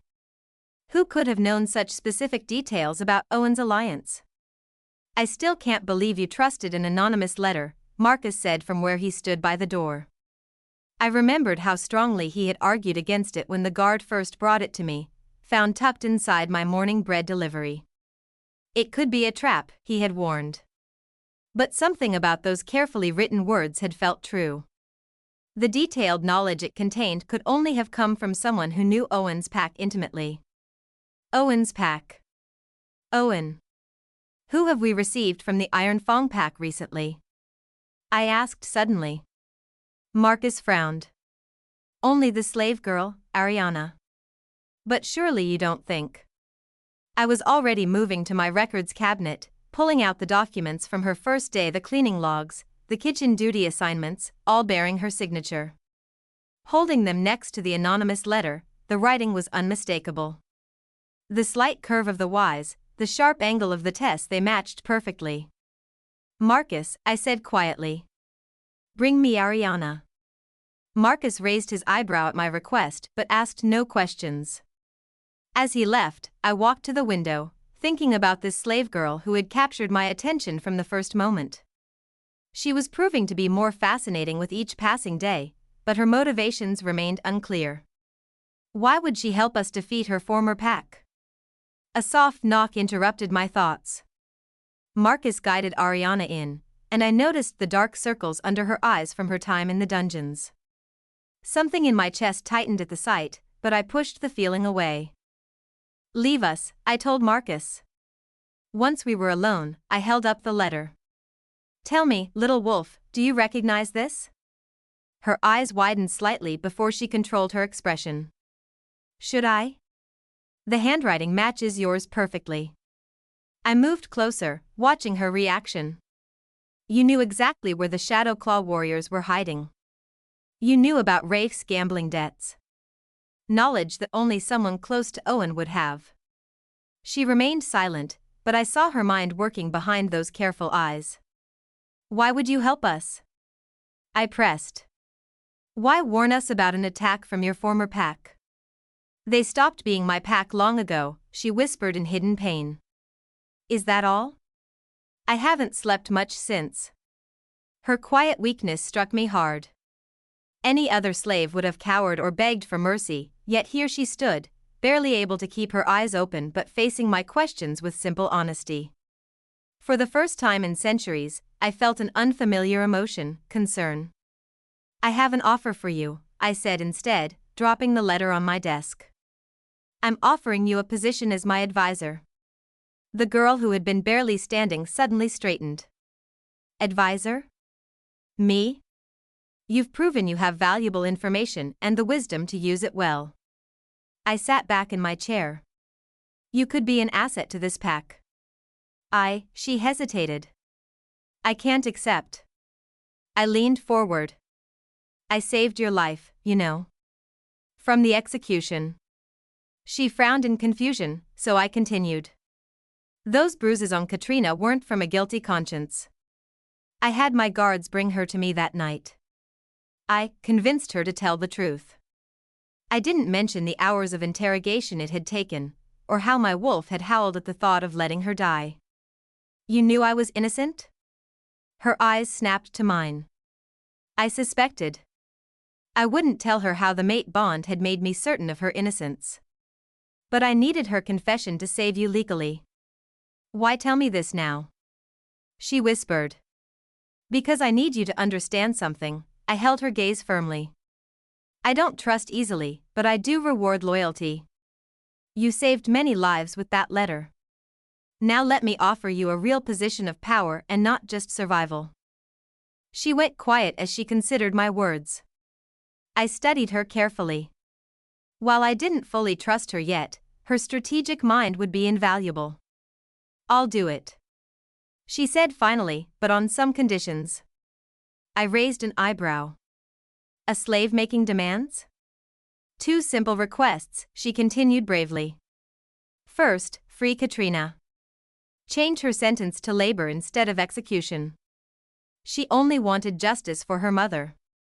I hadn't expected that. "And the second? There's a boy named Liam. His parents were sent to the northern mines years ago. Let him reunite with them."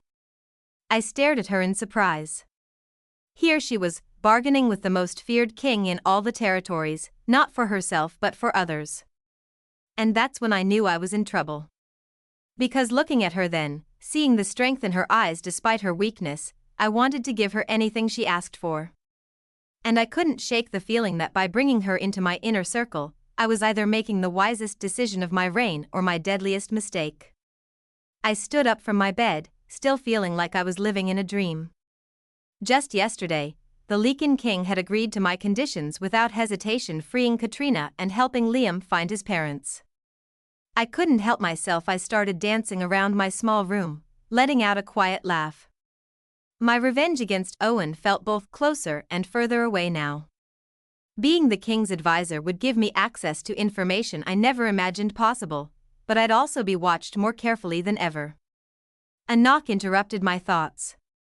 Helena stood there with fine clothes in her arms. "These are for you," she said, placing them on my bed. "The king expects his advisors to dress properly for this morning's council meeting." She looked at me carefully. "Be careful, girl. The higher you climb, the harder you fall." I wanted to tell her I had no interest in climbing, that I was just trying to survive. But we both knew that wasn't entirely true anymore. I got dressed quickly in the new clothes, surprised by how well they fit. I opened my window and saw guards escorting Katrina from the dungeons. True to the king's word, she was being released. I hurried outside and caught up to them. "Katrina," I called out softly. She wouldn't look at me, keeping her eaves fixed on the around. "I framed you." I admitted it. "What more do you want?" "Are you here to taunt me?" "No. I came to tell you." I hesitated, knowing I shouldn't reveal too much. But something in me needed her to know. "I'm the reason they changed your sentence to mine work instead of execution." She laughed harshly. "Why would the Lycan King listen to a slave about my punishment?" "Because I'm his new advisor," I said quietly. "I asked for your life as part of accepting the position." Her eyes widened. That impossible. You're just an Omega. The cords took you that night. They questioned you for hours until you confessed. I touched my neck. They would have executed you at dawn, just like your mother. Tears filled her eyes as she realized was telling the truth. The guards pulled her forward.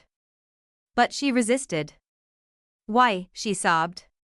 Why would you help me after what I did? Because you were protecting your mother's memory. I understand that better than most. The guards started pulling her away toward the mine transport. As they did, she called back over her shoulder, I'll repay this kindness someday, I swear it. Just survive. I called back. She struggled against the guards, trying to look back at me. You're not what you seem, are you?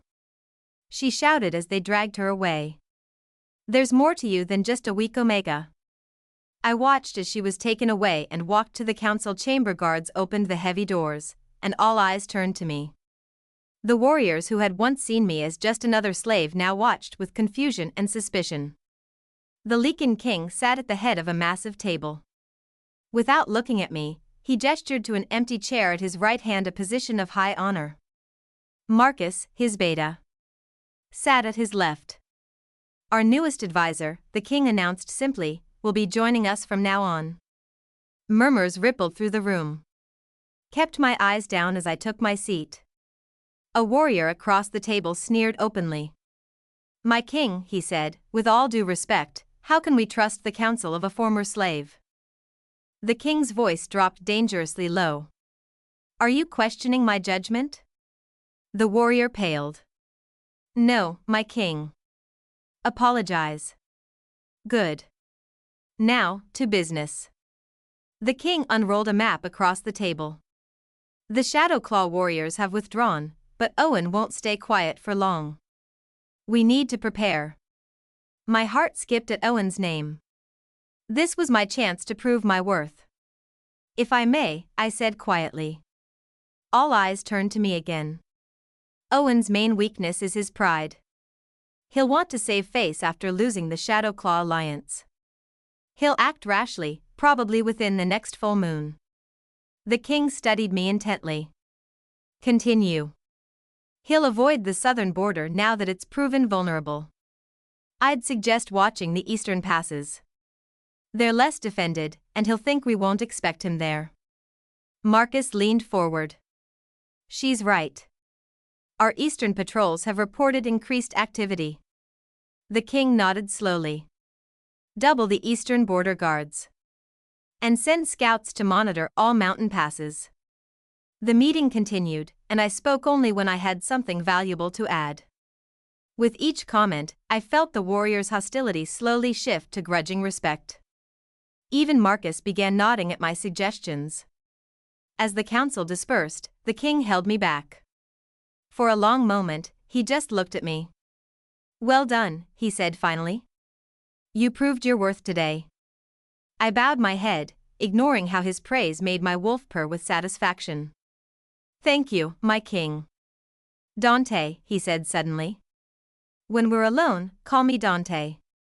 I felt my heart skip when he said to call him Dante. Sir, are you sure? I asked hesitantly. His intense gaze told me he was serious, so I nodded. As you wish.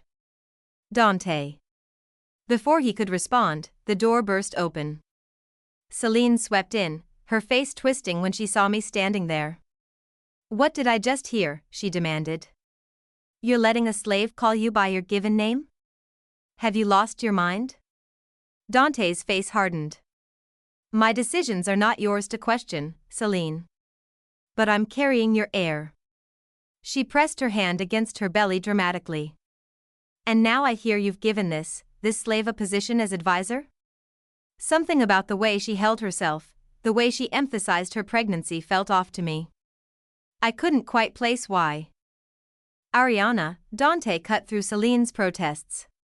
Your new chambers will be in the royal wing. What? Celine and I spoke in unison, though with very different tones. The royal wing? Celine clutched her stomach. Oh. The stress, the baby. Dante moved to support, as she buried her face in his chest. My wolf bristled at the sight.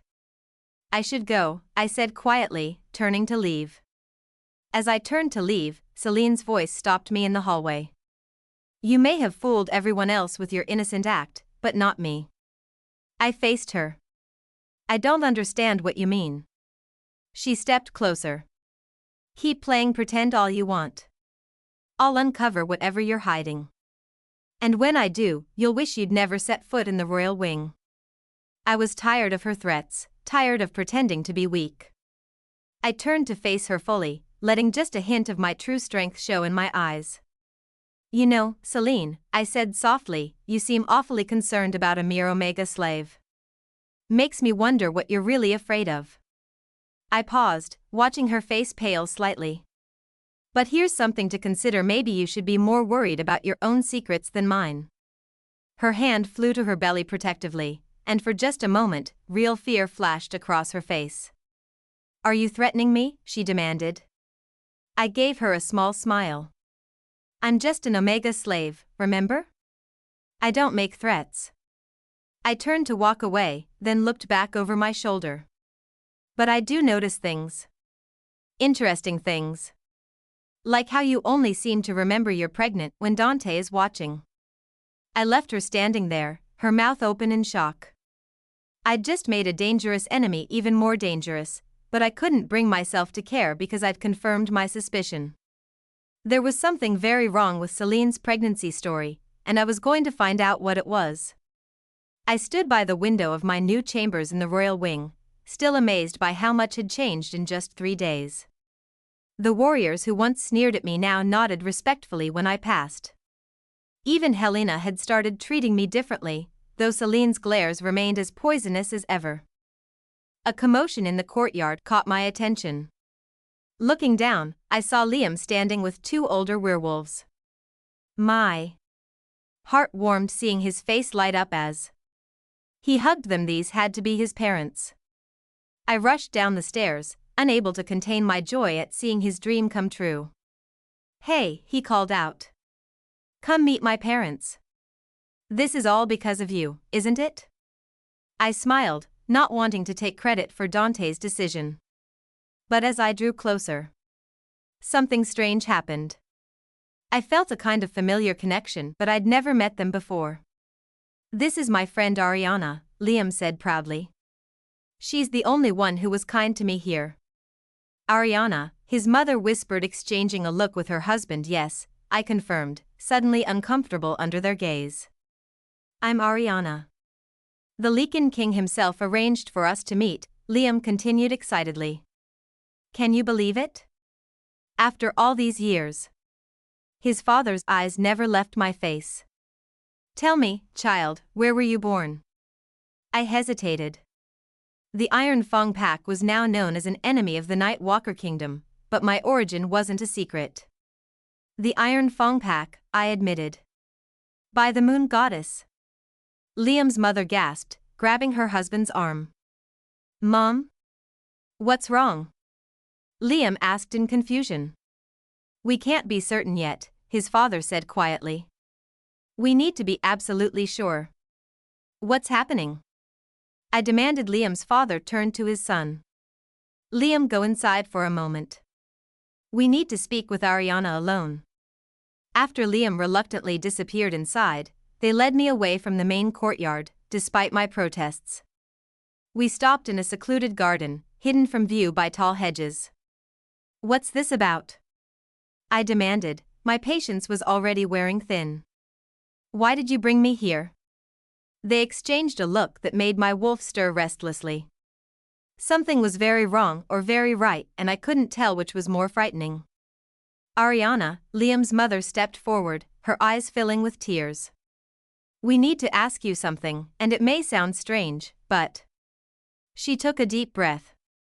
Do you remember anything about your birth parents? The mention of my birth parents made my hands shake, and I had to take a deep breath to steady myself. I don't know them, I managed to say, but the pain of saying those words made my chest tight. I'd spent years wondering about them, imagining they looked like. What's your surname, Ariana? Liam's father asked gently. I couldn't say James because that name was buried now with Iron Fong Pak. Williams, I said carefully. Ariana Williams. Without warning, they moved forward and grabbed my arm. Before I could react, Liam's mother pushed up my sleeve, revealing a small crescent-shaped birthmark I'd always kept hidden. By the moon goddess, she gasped, tears streaming down her face. It's her. It's really her. My baby. I pulled away in confusion and disbelief. What are you talking about? His father stepped forward, rolling up his sleeve. There, on his arm was an identical mark. His wife showed hers, tucked the same crescent in the same place. You're not Ariana Williams, he said softly. You're Ariana James. I shook my head, unable to process what they were suggesting. That's. How did you know? We were the alpha pair of the Iron Fong Pak, he continued. Until our beta betrayed us, orchestrated our overthrow. We were accused of terrible crimes, forced into exile. But you, he choked o'er the words. You were just born. Your mother had just gone into labor when they came for us. Stop, I whispered, but he kept going. I gave you that mark, my mother said, reaching for me with trembling hands. Just before they took you away. So I would know you, always, no matter how long it took to find you again. Tears blurred my vision. You're really. I couldn't finish the sentence. Your parents, my father completed gently. Should I continue with more evidence, or is this too much? My legs felt weak, and before I knew it, tears were streaming down my face. They rushed forward, wrapping her arms around me in a tight embrace. I don't know how long we stayed like that, wrapped in each other's arms, making up for 18 years of lost embraces. Where we finally pulled apart, my father gently wiped my tears away. How did you end up here? He asked softly. The story spilled out of me in broken pieces, from Owen's betrayal, Mara's death, and to the false accusation. With each word, their faces grew darker. History repeats itself, my father said bitterly. Owen's father did the same to us. He was our beta before he orchestrated our overthrow and seized power. He then falsely accused us of crimes to justify our exile. But why did he do all that? I asked, though I was beginning to understand. Power, my mother explained. Our bloodline posed a threat to his leadership after the coup. He couldn't risk leaving us alive. Suddenly, Owen's words made perfect sense. He'd known about my heritage and about the power in my blood, but how have you managed to stay unrecognized here? I asked, glancing around nervously. My father's expression darkened. Years of hiding, of masking our sense and power, just like you've done. We learned to become invisible. No wonder masking my scent always came so naturally. It wasn't just practice, it's in our alpha bloodline. Suddenly, their expressions changed to worry as they looked at my fine clothes. Liam mentioned you were a slave, my mother said carefully. But you don't look like one at all. I've been recently appointed as the king's advisor, I admitted carefully. They frowned immediately. You must be extremely careful, Ariana. If they discover our connection, your position could become dangerous. We've survived this long by staying hidden. Our secret will be safe, I promised just as Liam bounded over. We quickly wiped away our tears. The guards say we need to go now, he announced, hugging me goodbye. Thank you again for helping reunite us, Ariana. I watched them leave, my heart both fuller and heavier than ever before. My brother. I had a brother, and the connection I'd felt with him finally made sense. Back in my chambers, I paced restlessly as I tried to process everything, the joy of the new discovery warred with the terror of keeping such a dangerous secret. A sharp knock at my door made me jump. Enter, I called, trying to steady my voice. A guard appeared looking slightly nervous. The king asked me to inform you, he hesitated. The alpha of the Iron Fong Pak is planning a diplomatic visit. What? I gasped, gripping the doorframe for support. Owen was coming here. The man who had betrayed me, who had stolen my pack, whose father had exiled my parents, was coming to the Nightwalker pack. And I was supposed to sit at the king's right hand and advise him while the man who destroyed my life negotiated an alliance. I paced nervously in the council chamber, unable to contain my anxiety any longer. Why would you suddenly agree to an alliance with the Iron Fang pack? I asked Dante, who stood by the window looking unusually tense. I didn't, he replied, turning to face me. Owen requested the meeting himself. It was unexpected. My heart raced. You have to stop them from coming, I blurted out before I could stop myself. Please. Dante's eyes narrowed as he stepped closer. Why should I? Unless, he paused, studying my face intently. There's more to your story than being sold as a slave, isn't there? I see real fear in your eyes, Ariana. What are you hiding? I backed away until I hit the wall, his imposing figure coming closer. I am not hiding anything, I stammered. I know Owen. He's dangerous, manipulative. Whatever he's planning, it can't be good for your kingdom. Let him come, Dante said softly. If his intentions prove false, he'll learn why I'm called the most ruthless king in all territories. I needed to leave before I said too much, before my secrets spilled out. If that's all, my king. Dante, he corrected softly. And no, that's not all. You still haven't acknowledged it, have you? The mate bond. My voice failed me as he moved closer. Even like this, he murmured, his face inches from mine, you still deny what's between us? His hand came up to rest against the wall beside my head.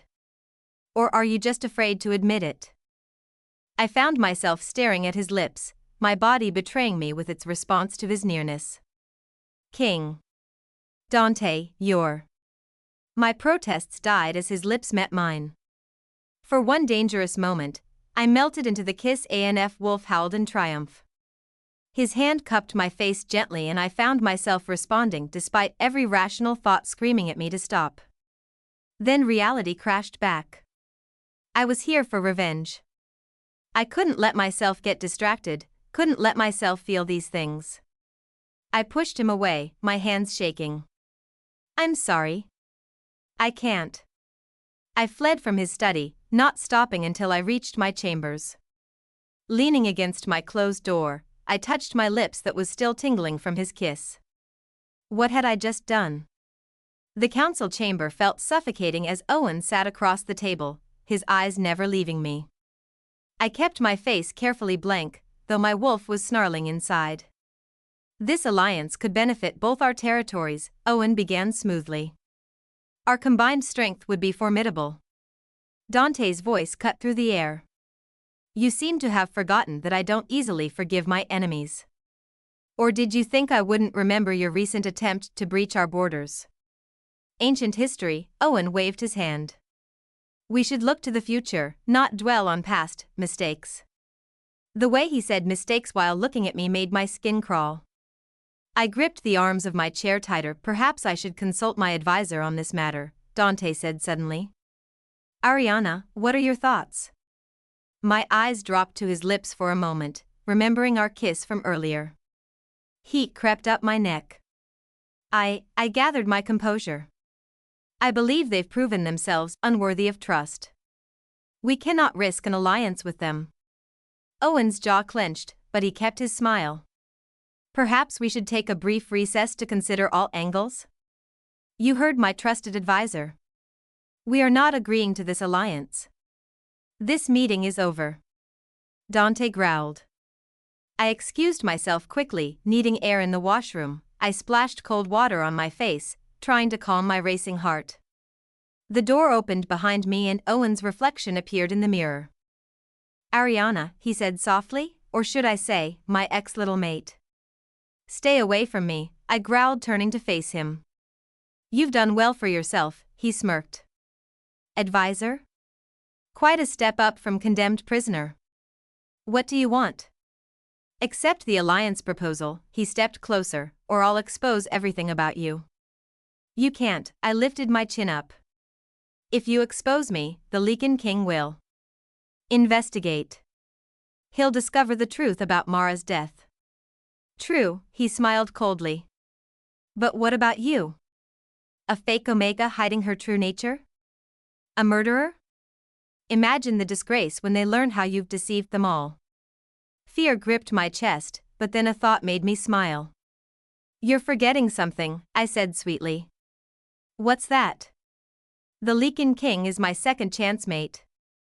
I watched his face pale. You rejected me, remember? The goddess gave me another mate, one who happens to be the most powerful alpha in all territories. You're lying, he whispered. Want to test that theory? I stepped closer. Everyone knows what happens to those who threaten a king's mate.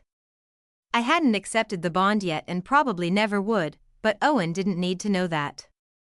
I just needed him afraid enough to back off. You wouldn't dare, his hand shot out, gripping my throat. The door burst open. What is going on here? Celine stood in the doorway, her eyes narrowing at the scene. I pulled away from Owen's grip. Nothing. We're done here. I moved toward the door, but paused. And Owen? Don't threaten me again. I shut the door behind me but lingered when I heard Celine's voice. Did you bring what I asked for? She whispered. You know that isn't available here in Nightwalker territory. Of course, Owen replied softly. But it'll cost you more this time. I pressed my hand to my mouth. What kind of arrangement did Owen have with Dante's betrothed? I needed someone to deliver important documents to Dante, so I went looking for Maya, the slave who had taken over my old duties. When I found her, she seemed flustered. I'm sorry, but I must prepare Lady Celine's special tea right away, Maya explained. She was very insistent about the timing. I can take it to her, I offered. You go help the king, he mentioned needing those reports quickly. Maya looked relieved and handed me the covered tray. Thank you. Just leave it in her chambers if she's not there. I walked to Celine's chambers, but the moment I entered, my sensitive nose was overwhelmed by a strong herbal scent. Even through the wrapping, it was potent enough to make my eyes water. Setting the package on her desk, I noticed Celine wasn't around. Something about that scent nagged at me. It was familiar somehow, bringing back memories of my time with the Iron Fang pack. Unable to resist, I opened the package. My hands froze as I recognized the dried purple flowers inside.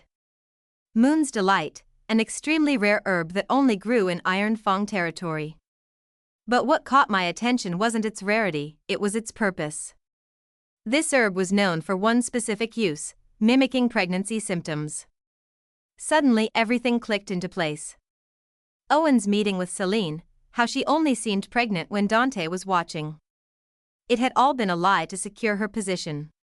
What are you doing? Celine's voice came from behind.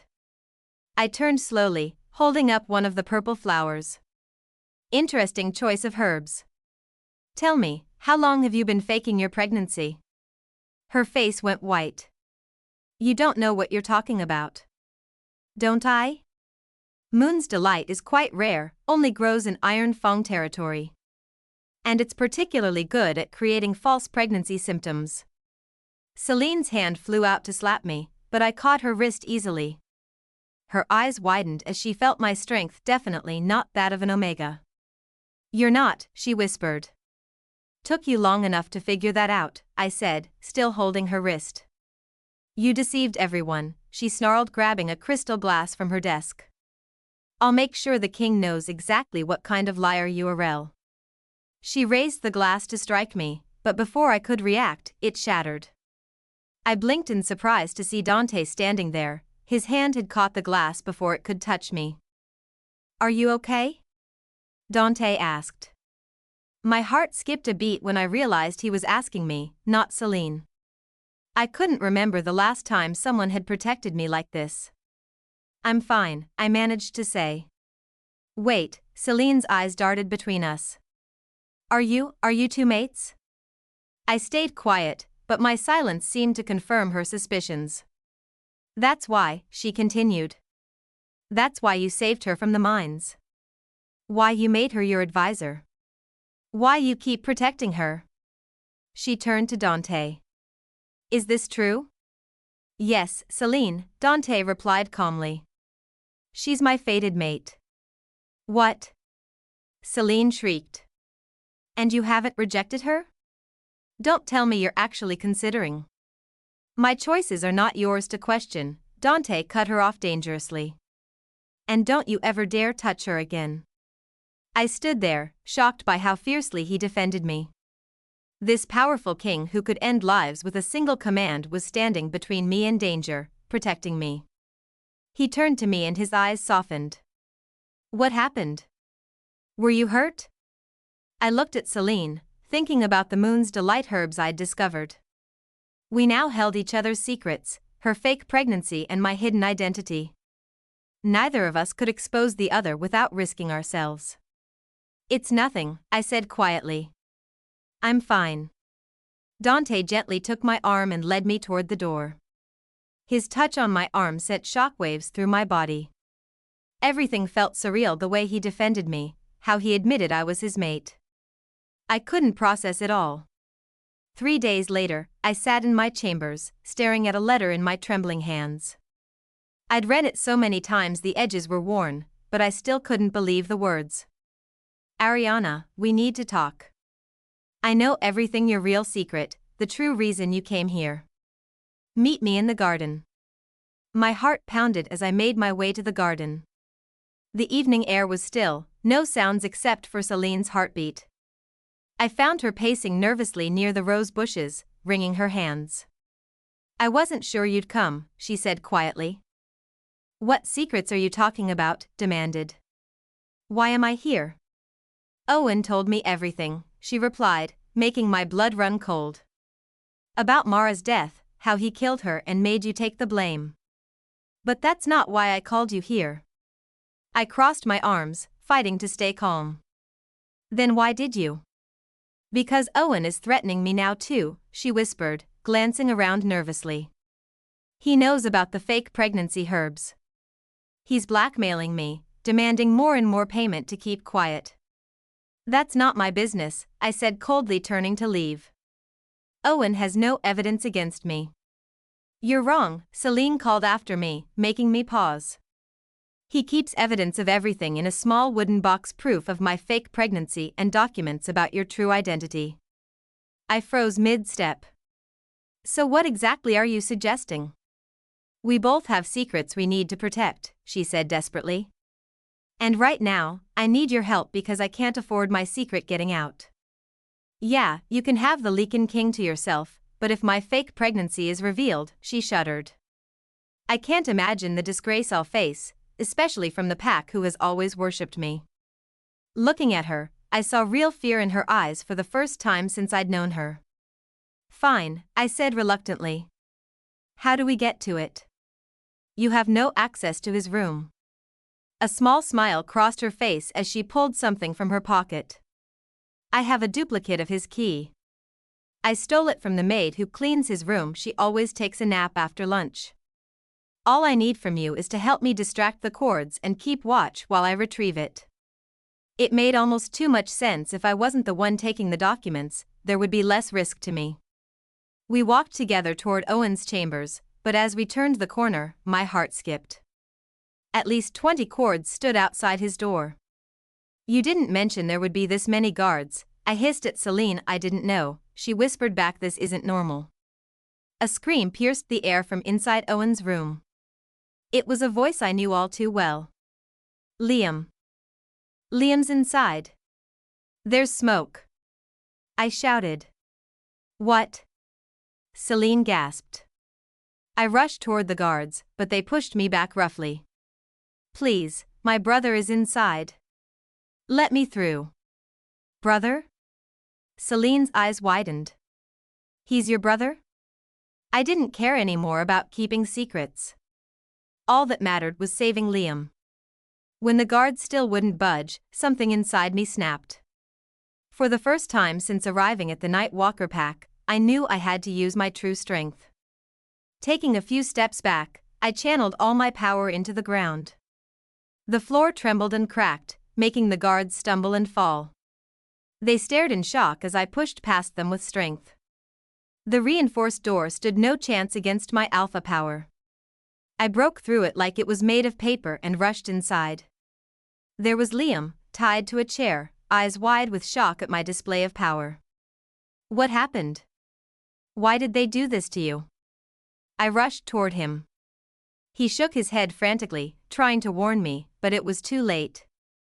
So you finally decided to show your true nature, Celine's voice came from behind me. Though discovering he's your brother is quite the surprise. Brother? Liam whispered in confusion. Others began filing into the room, and my heart sank as I realized the truth. You set me up? The last person to enter was the Lycan King himself. His amber eyes fixed on me, taking in the destroyed door and fallen guards. His voice was deadly quiet. What exactly are you? My whole world crumbled as I watched Dante's amber eyes turn cold. The warmth that had filled them just hours ago when he defended me from Celine was gone, replaced by a stranger's gaze. Ariana. The truth. Now. Dante growled dangerously. Yes, Ariana. We're all waiting. Celine smirked at me. My mind was black. Where do I even begin? My gaze darted from Dante's hard expression to the expectant faces of the crowd, but I couldn't form any words. The crowd then separated and Owen came through. What was he doing here? My king, he bowed slightly. I think it's high time I reveal some information. Go on. Dante's voice was dangerously quiet. I never came here with the purpose of making an alliance with you, Owen declared. My purpose was to expose Ariana's deception. Gasps echoed through the room and Dante raised his hand to silence them all. Ariana Williams here isn't Williams at all, but James. My chest tightened as the horror of the moment sank in. He'd been the one to change my name to Williams, and now he was using it against me. Is this true? Dante pierced his gaze into mine. Are you Ariana James or Williams? I closed my eyes, knowing this truth would damn me. Yes, I'm James. But it's not what you think. This woman, Owen cut me off, committed a murder in our pack because of her uncontrolled alpha strength, a display which you all just witnessed. Wait. What? She was convicted to be executed.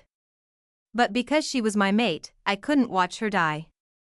So I sent her for slavery to the Black Fang Pack instead of execution. What are you doing, Owen? My mind raced. Now he was changing the name of the pack? What was he planning? But even that mercy was met with violence. The guards escorting her reported a brutal attack by her, escaping with grievous injuries. Owen gestured vaguely. Though I had rejected her, a part of me still hoped, or believed she would resort to such act. Then word reached me she was here, in your kingdom. Clearly seeking revenge for my rejection. That's a lie. I screamed. You killed Mara. You framed me. I never did any of this. Then why change your name? Dante asked quietly. Why hide your strength? I met his eyes trying to let the tears fall. I have no explanations that will satisfy you now. But that doesn't make their lies truth. Beta Marcus stepped forward. Sir, I just confirmed it was true. A guard I recognized from my first day here came forward. I was the one who brought her in. The records weren't written by the Iron Fang Pack but by her. He produced a familiar document. My heart sank as I remembered being made to write those records myself. I had been told it was a standard procedure for incoming members, but I hadn't understood the deception. Dante took the document as his eyes scanned the page. His head snapped up. This is her handwriting. Of course, he'll recognize my handwriting through the letter I sent to him. Now there was no explaining I could do, it was over. My gaze drifted to Liam still tied to the chair, confusion and hurt in his eyes. He was just learning we were siblings when everything was falling apart. Ariana. A voice cried out. My heart stopped as I recognized my mother's voice. She came running with my father behind her. Mom. Dad. Don't I tried to warn them, but it was too late. Your parents?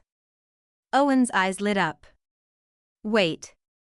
If they are your parents, then they're the exiled alpha pair, the James. What an interesting development. The Lycan King turned to a warrior. Confirm if they're the exiled Iron Fang alphas. Bring their records. They brought forth dusty documents, but nothing indicated they were James. For a moment, relief flooded through me. Then Owen stepped forward. My father, he always had a keen eye for detail. He told me the James family had a peculiar habit. He grabbed my arm roughly, pushing up my sleeve to reveal the crescent moon mark. Then he did the same to my parents and Liam. Everyone gasped seeing the identical marks. Now everything makes sense, Owen said triumphantly. You brought them all together to help reclaim your pack. Is that why you infiltrated the Nightwalker pack? To ally with the Lycan and destroy me so you could claim your birthright? No.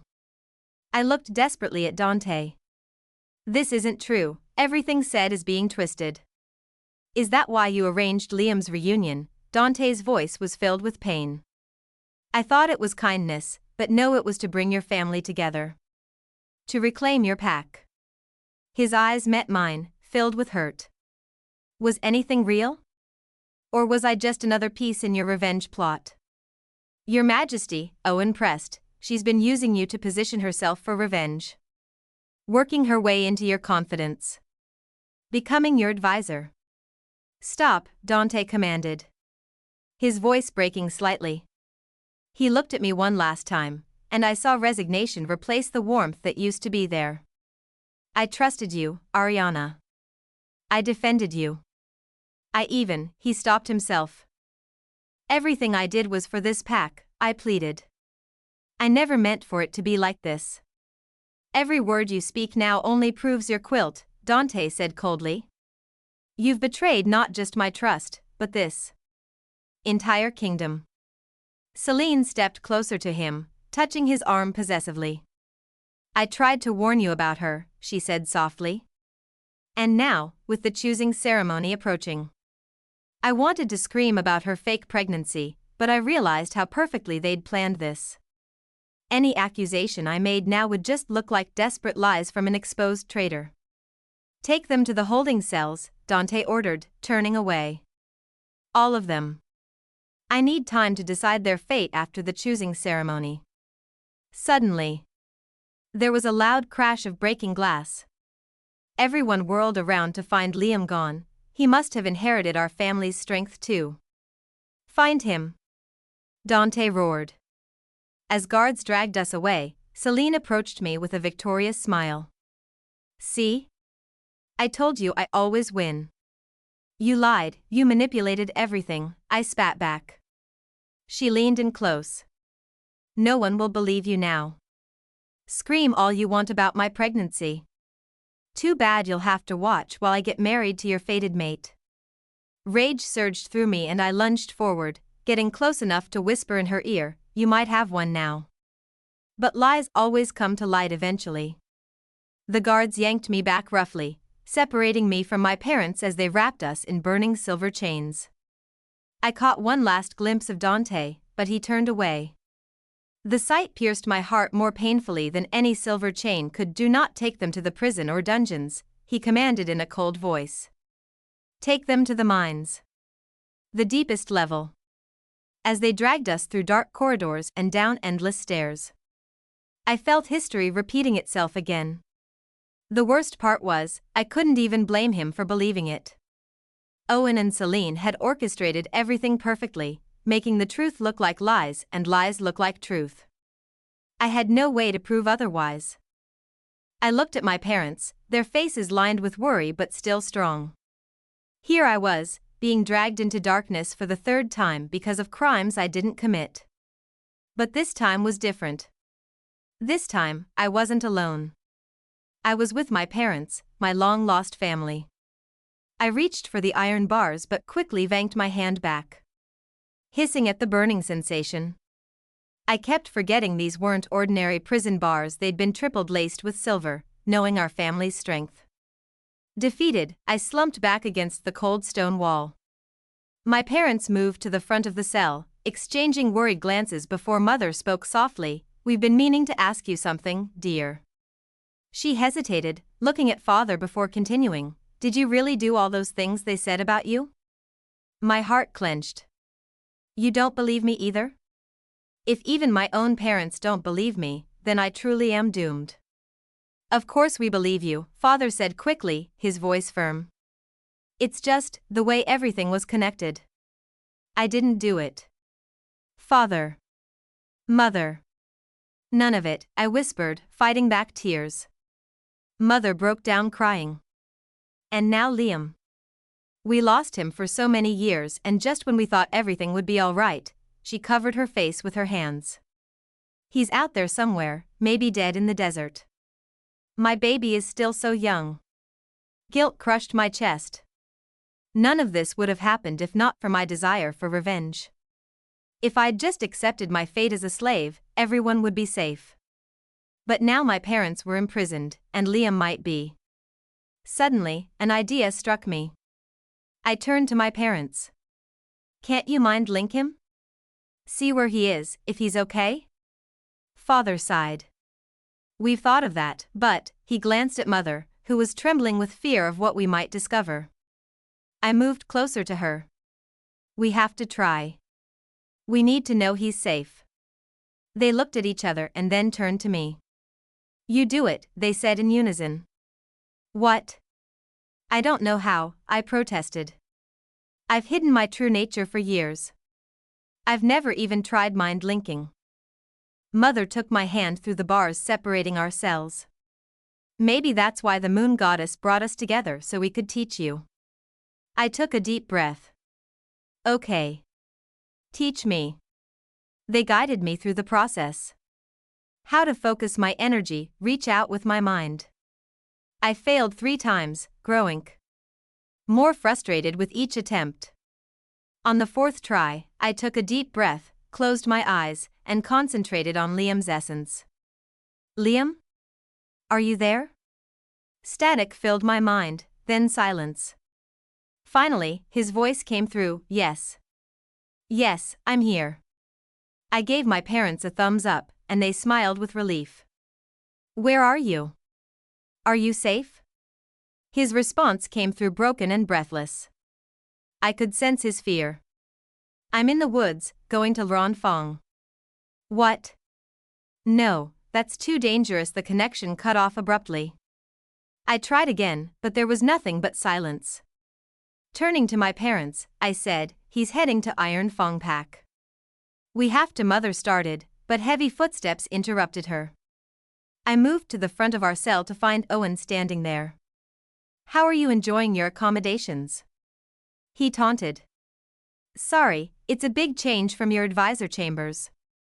"What's your gain in all this?" I demanded. "You've already punished me enough in Iron Fong. What more do you want?" He chuckled darkly. "You think this was about punishing you?" "Oh, Ariana. You were just an obstruction to my plans." "What are you talking about? You want to know?" He leaned closer to the bars. "The Iron Fong Pack is becoming too small for my reign. I have bigger ambitions. This kingdom, the mighty Nightwalker territory, it will all be mine." I stared at him in disbelief. "You really think you can take over the Nightwalker kingdom? Are you insane?" "Think?" His eyes gleamed with malice. "I know I can. And the choosing ceremony will be the perfect opportunity, everyone gathered in one place, celebrating their beloved king's union." He paused for effect. "Until it all goes wrong. You wouldn't dare. See, this is exactly why I had you locked up here." His smile widened. "You would have found some way to protect your mate. But now you'll be stuck down here while he's killed. You'll feel the moment he dies through your mate bond." He straightened up suddenly. Oh, where are my manners? Hello, former Alpha and Luna of Iron Fang Pack. Nice to see you again. He turned to my parents with a mock bow. You're just like your father. Hid ink behind tricks and lies. My dad spat. And look how well it worked for him, Owen smirked. He got the pack, and you? He gestured at our cells. You got this lovely cell. You won't succeed, I growled. Dante is stronger than you think. The same Dante who believed every word I said about you? Owen laughed. The same Dante who threw his mate into the mines without a second thought? I flinched at his words. Well, this has been fun, Owen straightened his jacket. But I have a kingdom to claim. With another laugh, he turned and walked away. I turned to my parents desperately. What are we going to do? I can't let him hurt Dante. Tell me what to do. They exchanged a long and silent look. My mother reached for my father's hand, while he squeezed it gently before looking back at me. There is one way, Ariana, he began slowly. But it will cost you everything. The sounds of celebration drifted down to our prison in the mines, each laughter and music was a form of pain. I could hear the ceremony beginning, the moving of guests and the ceremonial drums. They're starting, I whispered. I threw myself against the silver-laced bars again, crying out as they burned my skin. The pain was excruciating, but I couldn't stop. I had to get out. Ariana, please, my mother begged. You're only hurting yourself. I slumped against the wall, my burns slowly healing. I can't just stay here. Before, I only wanted revenge. But now, I touched my chest where the mate bond pulsed. I can't let Owen hurt him. Even if Dante never chooses me, I won't let him marry Celine. She's deceiving him. Daughter, there's nothing we can do, my father said softly. These bars are a loud bang interrupted him.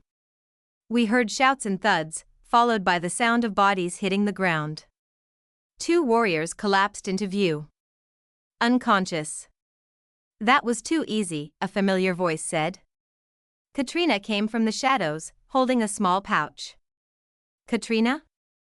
I gasped. What are you doing here? She smiled, approaching our cells. Remember what I said? I swore to repay your kindness. She pulled out a vial of clear liquid. And I always keep my promises. But how did you get past the guards? I asked, watching as she examined our cell doors.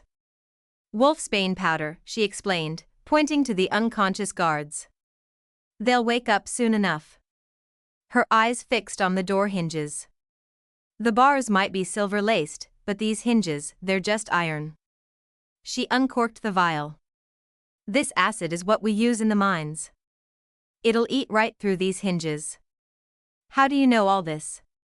I asked as she worked. You weren't in the mines that long. Katrina's hands never stopped moving as she spoke. My mother told me stories about these mines, all their secrets. She worked here for years before, she trailed off, focusing on her task. The hinges sizzled and cracked. With a final push, our cell door banged open. Hurry, Katrina urged, moving to free my parents. The guards won't stay unconscious forever. We rushed through dark tunnels, Katrina leading the way through passages I'd never seen. There's a back route to the surface, she explained. If we can reach it. Stop right there. A voice commanded. Guards appeared ahead of us with their weapons raised. We turned to run the other way, but more guards blocked our path. We were cornered. Looks like this is where my dead ends, Katrina said quietly. Then, before any of us could stop her, she pulled out another pouch of wolfsbane powder. What are you doing? I hissed. Repaying my debt in full. She smiled sadly. When I throw this, run past them. Take the 3rd left tunnel, then 2 rights. It'll lead you to the kitchens. Katrina, no. You saved my life, she cut me off. Now let me save yours. Before we could argue, she threw the powder, which created a thick cloud. The guards started coughing and stumbling. "Run," she shouted, pushing us forward. "Go." We ran through the chaos, following her directions. Behind us, I heard her being caught, but her voice rang out, "Keep going. Don't waste this chance." My heart ached as we fled, knowing she'd sacrificed her freedom for ours. But there was no time to go back. The ceremony would be ending soon, and Owen's plan would begin. "We have to hurry," I told my parents as we raced through the tunnels. "Owen's going to kill Dante during the ceremony." We ran, following Katrina's directions through the passages. Finally, we emerged into blinding sunlight and I had to shield my eyes. The ceremony was in full swing. I could hear Dante's deep voice chanting the ancient choosing words that would bind him to Selene forever. We were almost too late. "He's starting the choosing ceremony," I gasped, turning to my parents who were struggling to keep up. They exchanged a meaningful look before my father spoke. "You better hurry, daughter." "Wait, you're not coming with me?" Mother stepped forward, taking my hands in hers. "This is your battle to fight. We would only slow you down." "But I need you," I whispered. "No, you don't," Father said firmly. "You are stronger than you know. But remember what we discussed yesterday, do not shift into your wolf form, no matter how angry you get. The rage might consume you, and you'll lose everything." I nodded, and with one last look at my parents, I turned and ran toward the ceremony grounds. Using my alpha powers, I tracked the sounds and scents through the air, letting them guide me. I reached the ceremony just as Dante's voice rang out, "If anyone objects to this union, speak now or I object." My voice thundered across the grounds, making the earth itself tremble. Everyone turned to stare as I emerged from the trees. "I do not agree to this union." "Seize her!" Selene shrieked, but Dante raised his hand. "Stop." His amber eyes fixed on me. "How did you escape?" "That doesn't matter," I said, walking forward despite the guards' drawn weapons. "What matters is that your chosen Luna is a deceiver." Gasps rippled through the crowd. Selene's face turned red with rage. "She's lying." Selene spat. "Don't listen to this criminal." But Dante's eyes never left mine.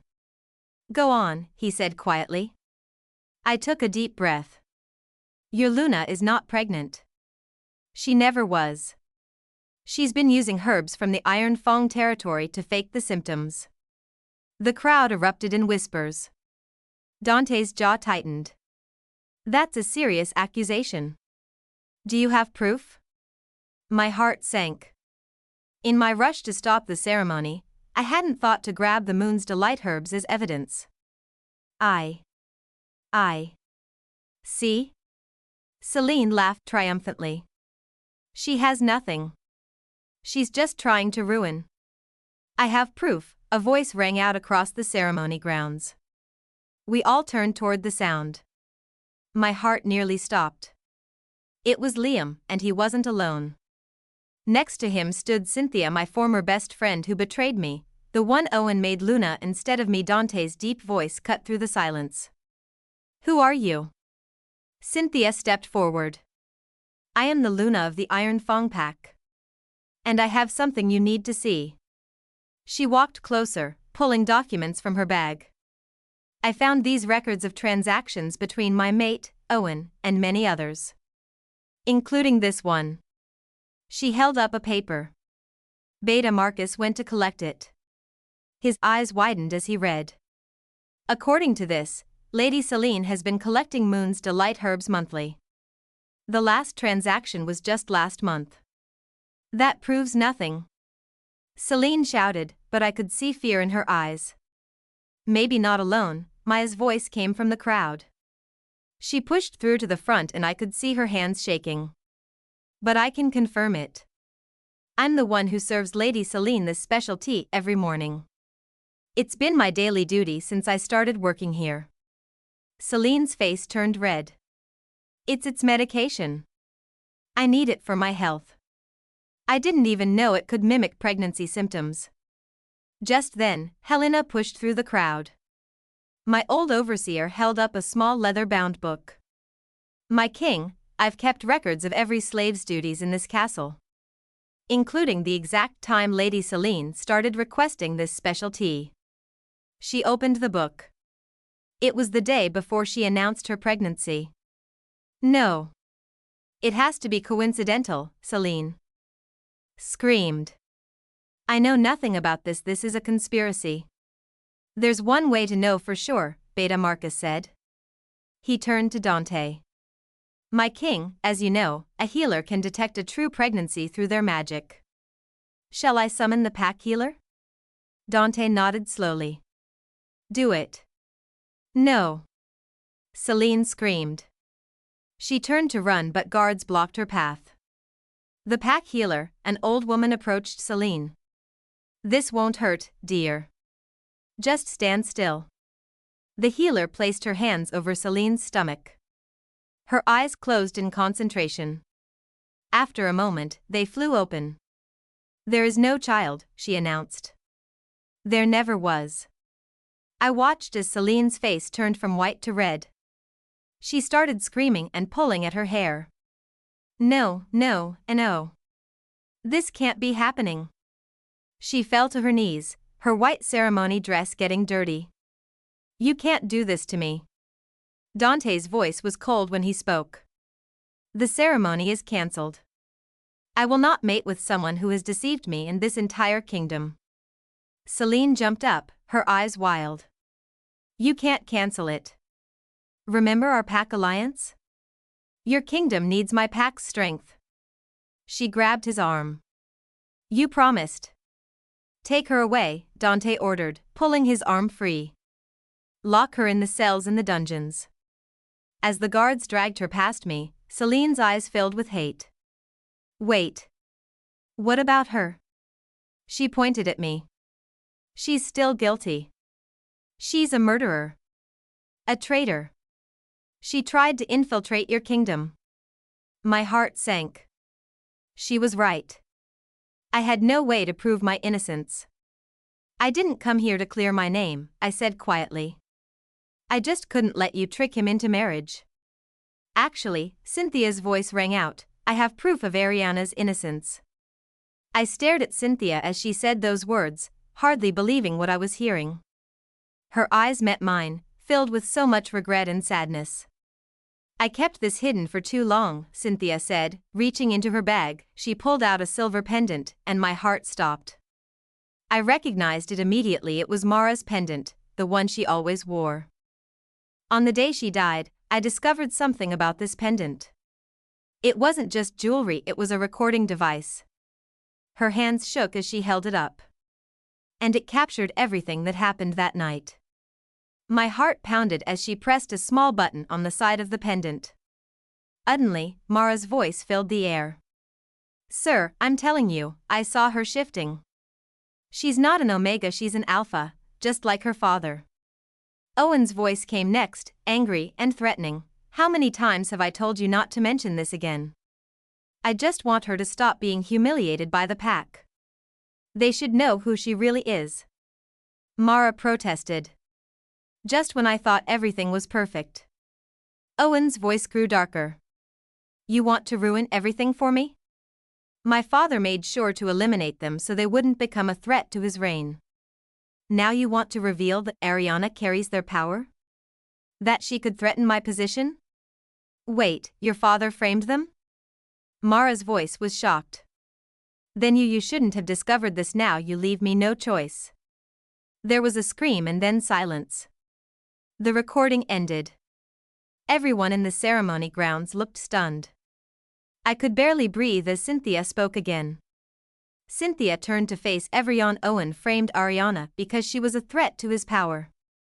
He thought sending her here would kill her. But he was wrong. She looked at me, her eyes wet with tears. I'm so sorry, Ariana. I was a terrible friend. I was scared of Owen, but that's no excuse. I should have helped you. Tears started rolling down my face. This was the proof I'd needed for so long. Before I could respond, a warrior burst into the ceremony grounds. My king.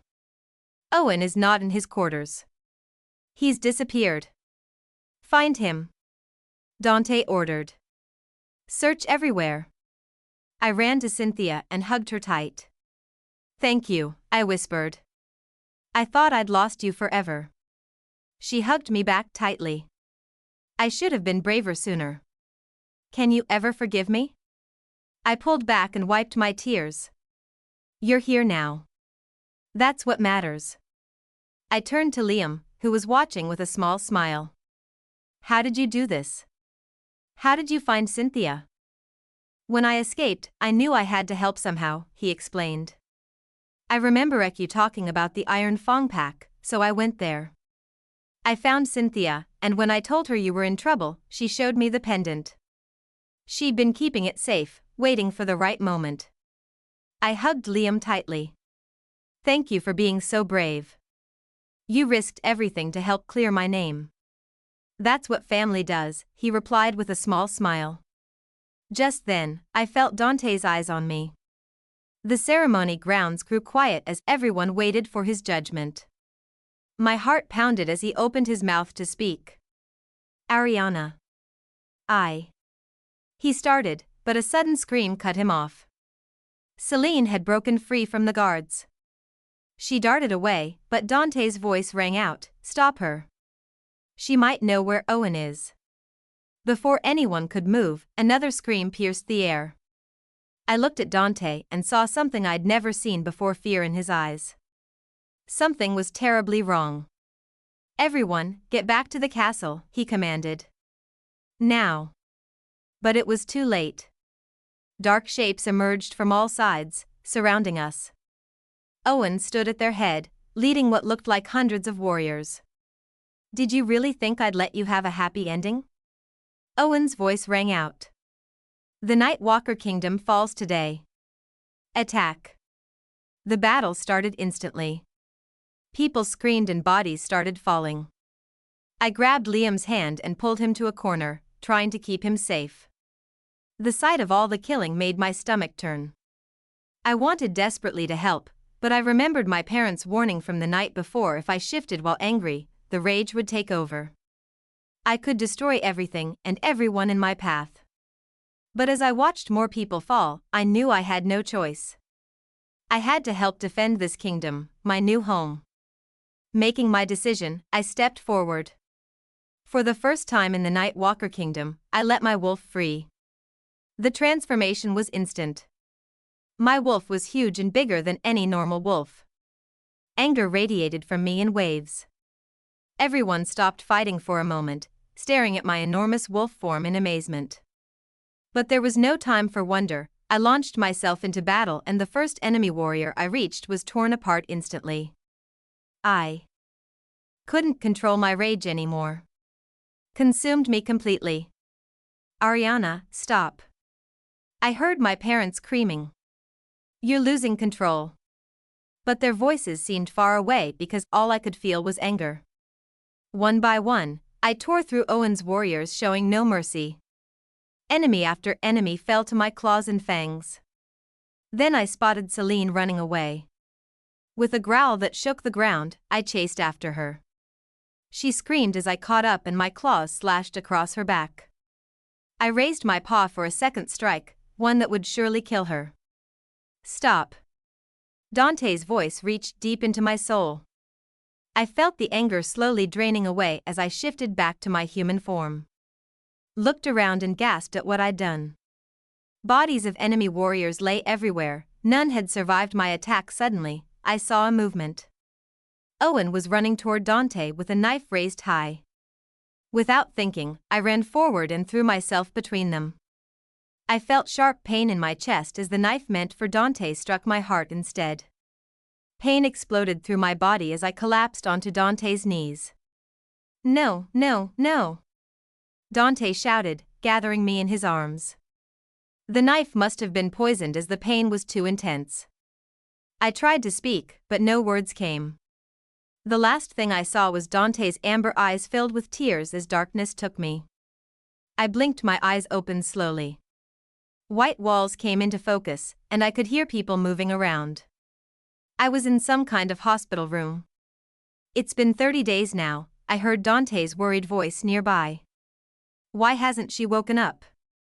The poison was very powerful, my king, a healer replied. Her body is still fighting it. I tried to speak, but only managed a small sound. It was enough. Dante rushed to my side. Ariana? His eyes were red and puffy. I was shocked to see tears on his face. The mighty Lycan King was crying. For me? I'm so sorry, he said, his voice breaking. I should have believed you. I should have protected you. Please forgive me. I looked at his worried face and reached for his hand. Even this small movement hurt, but I needed to touch him. It's not your fault, I whispered, forgive you. He pulled me into a gentle hug, being careful not to hurt me. I could feel him trembling slightly. When he pulled back, his eyes stared into mine with so much love that my heart skipped a beat. I knew what that stare meant. He wanted to say the words, the mate bond words, but was afraid to ask. Don't worry, I said softly. You can say them. Are you sure? He asked. You're still healing. I nodded, squeezing his hand to show I was ready. Dante took a deep breath and said the sacred words, I, Dante Sylvester, want you as my mate, Ariana James. Despite the pain in my chest, I smiled and spoke the words I'd been waiting to say, I, Ariana James, accept you as my mate, Dante Sylvester. The moment I finished speaking, something amazing happened. Warmth spread through my whole body, starting from my heart. The pain began fading away as our mate bond grew stronger. It felt like golden light was healing me from the inside. Dante's face broke into the most beautiful smile I'd ever seen. Then he leaned down, bringing his face close to mine. My heart raced as he gently pressed his lips against mine. The kiss was soft and sweet like magic. All my fears and doubts melted away. When we finally pulled apart, I saw pure happiness in his eyes. Gone was the cold Lycan King who had thrown me in the mines. This was my mate, my true love. I love you, he whispered against my lips. I love you too, I said back. The healers around us were amazed. They had never seen a mate bond heal someone so quickly. But I wasn't surprised. After all, true love is the strongest magic of all. Epilogue. 5 years later. I watched from the castle as my twin pups chased each other around the garden. Luna, with her father's amber eyes, was trying to catch her brother Atlas, who had inherited my dark hair and fierce determination. They were only 4 years old but already showing signs of both alpha and Lycan strength. Careful with those roses. I called out as Luna nearly toppled a planter. Your father just had those planted. Sorry, Mama, she giggled, then squealed as her brother caught up to her. Uncle Liam, they suddenly shouted in unison, abandoning their game to rush toward the tall figure approaching through the garden. My brother scooped them both up with ease, one in each arm. There are my favorite troublemakers. He spun them around, making them shriek with delight. Looking at him now, it was hard to believe this was the same scared boy I'd found in the mines 5 years ago. As the future alpha of the Iron Fang pack, Liam had grown into a strong and capable leader. His official instating as alpha was just weeks away, and I couldn't be prouder. How are the preparations going? Asked as he set the children down. Everything's ready, he replied with a confident smile. The pack is excited for the change. They've been incredibly supportive since Owen's death. I nodded. After Owen's failed attack, he had fled into the Forbidden Lands never to return, and some said he died in the Wastelands. But since then the Wrongfully pack needed new leadership. Many expected my parents to reclaim their position as alpha pair, but they declined. Instead, they accepted Dante's offer to serve on the Werewolf High Council, where they help maintain peace between all packs. Miss Ariana. Katrina's voice pulled me from my thoughts. My former fellow slave is now my most trusted assistant and friend. The council meeting starts in an hour. Come on, troublemakers, Liam says to the pups. Let's go find Grandma and Grandpa. I heard they brought presents from their last council trip. As the children ran off with their uncle, I turned to Katrina. How are the new education programs going? Wonderful. Cynthia's doing an amazing job as head teacher. Katrina grinned. Who would have thought your former best friend would end up transforming our pack's education system? After Owen's defeat, Cynthia had dedicated herself to teaching young wolves about pack history and the importance of unity. Her classes are now famous throughout all territories. Remember when we first met in the slave quarters? Katrina laughed. You were trying so hard to act weak. And you were trying so hard to be tough, I teased back. Look at us now. We both laughed, thinking about how far we've come. Sometimes it's hard to believe that Celine who chose imprisonment once tried to tear us apart. Last we heard, she was living somewhere in the human world. My queen? A guard approached us. The king requests your presence in his study. I found Dante where I always did, surrounded by maps and documents, working tirelessly to maintain peace in our kingdom. But the moment I entered, his serious expression melted into a warm smile. There you are, my love, he pulled me into his arms. Even after 5 years, my heart still skips a beat when he holds me. The pups were asking about your bedtime story promise, I told him, running my fingers through his dark hair. He chuckled. I haven't forgotten. Though I'm not sure they need any more tales about brave warriors. They're already too adventurous for their own good. Like their father, I teased. And their mother, he countered, kissing my forehead. I still remember the first time I saw you fight. You took down 20 warriors without breaking a sweat. And you threw me in the dungeons, I reminded him playfully. His arms tightened around me. I'll spend the rest of my life making that up to you. You already have, I whispered, leaning into his embrace. Who would have thought that a falsely accused wolf, thrown into the Nightwalker mines, would end up as their queen?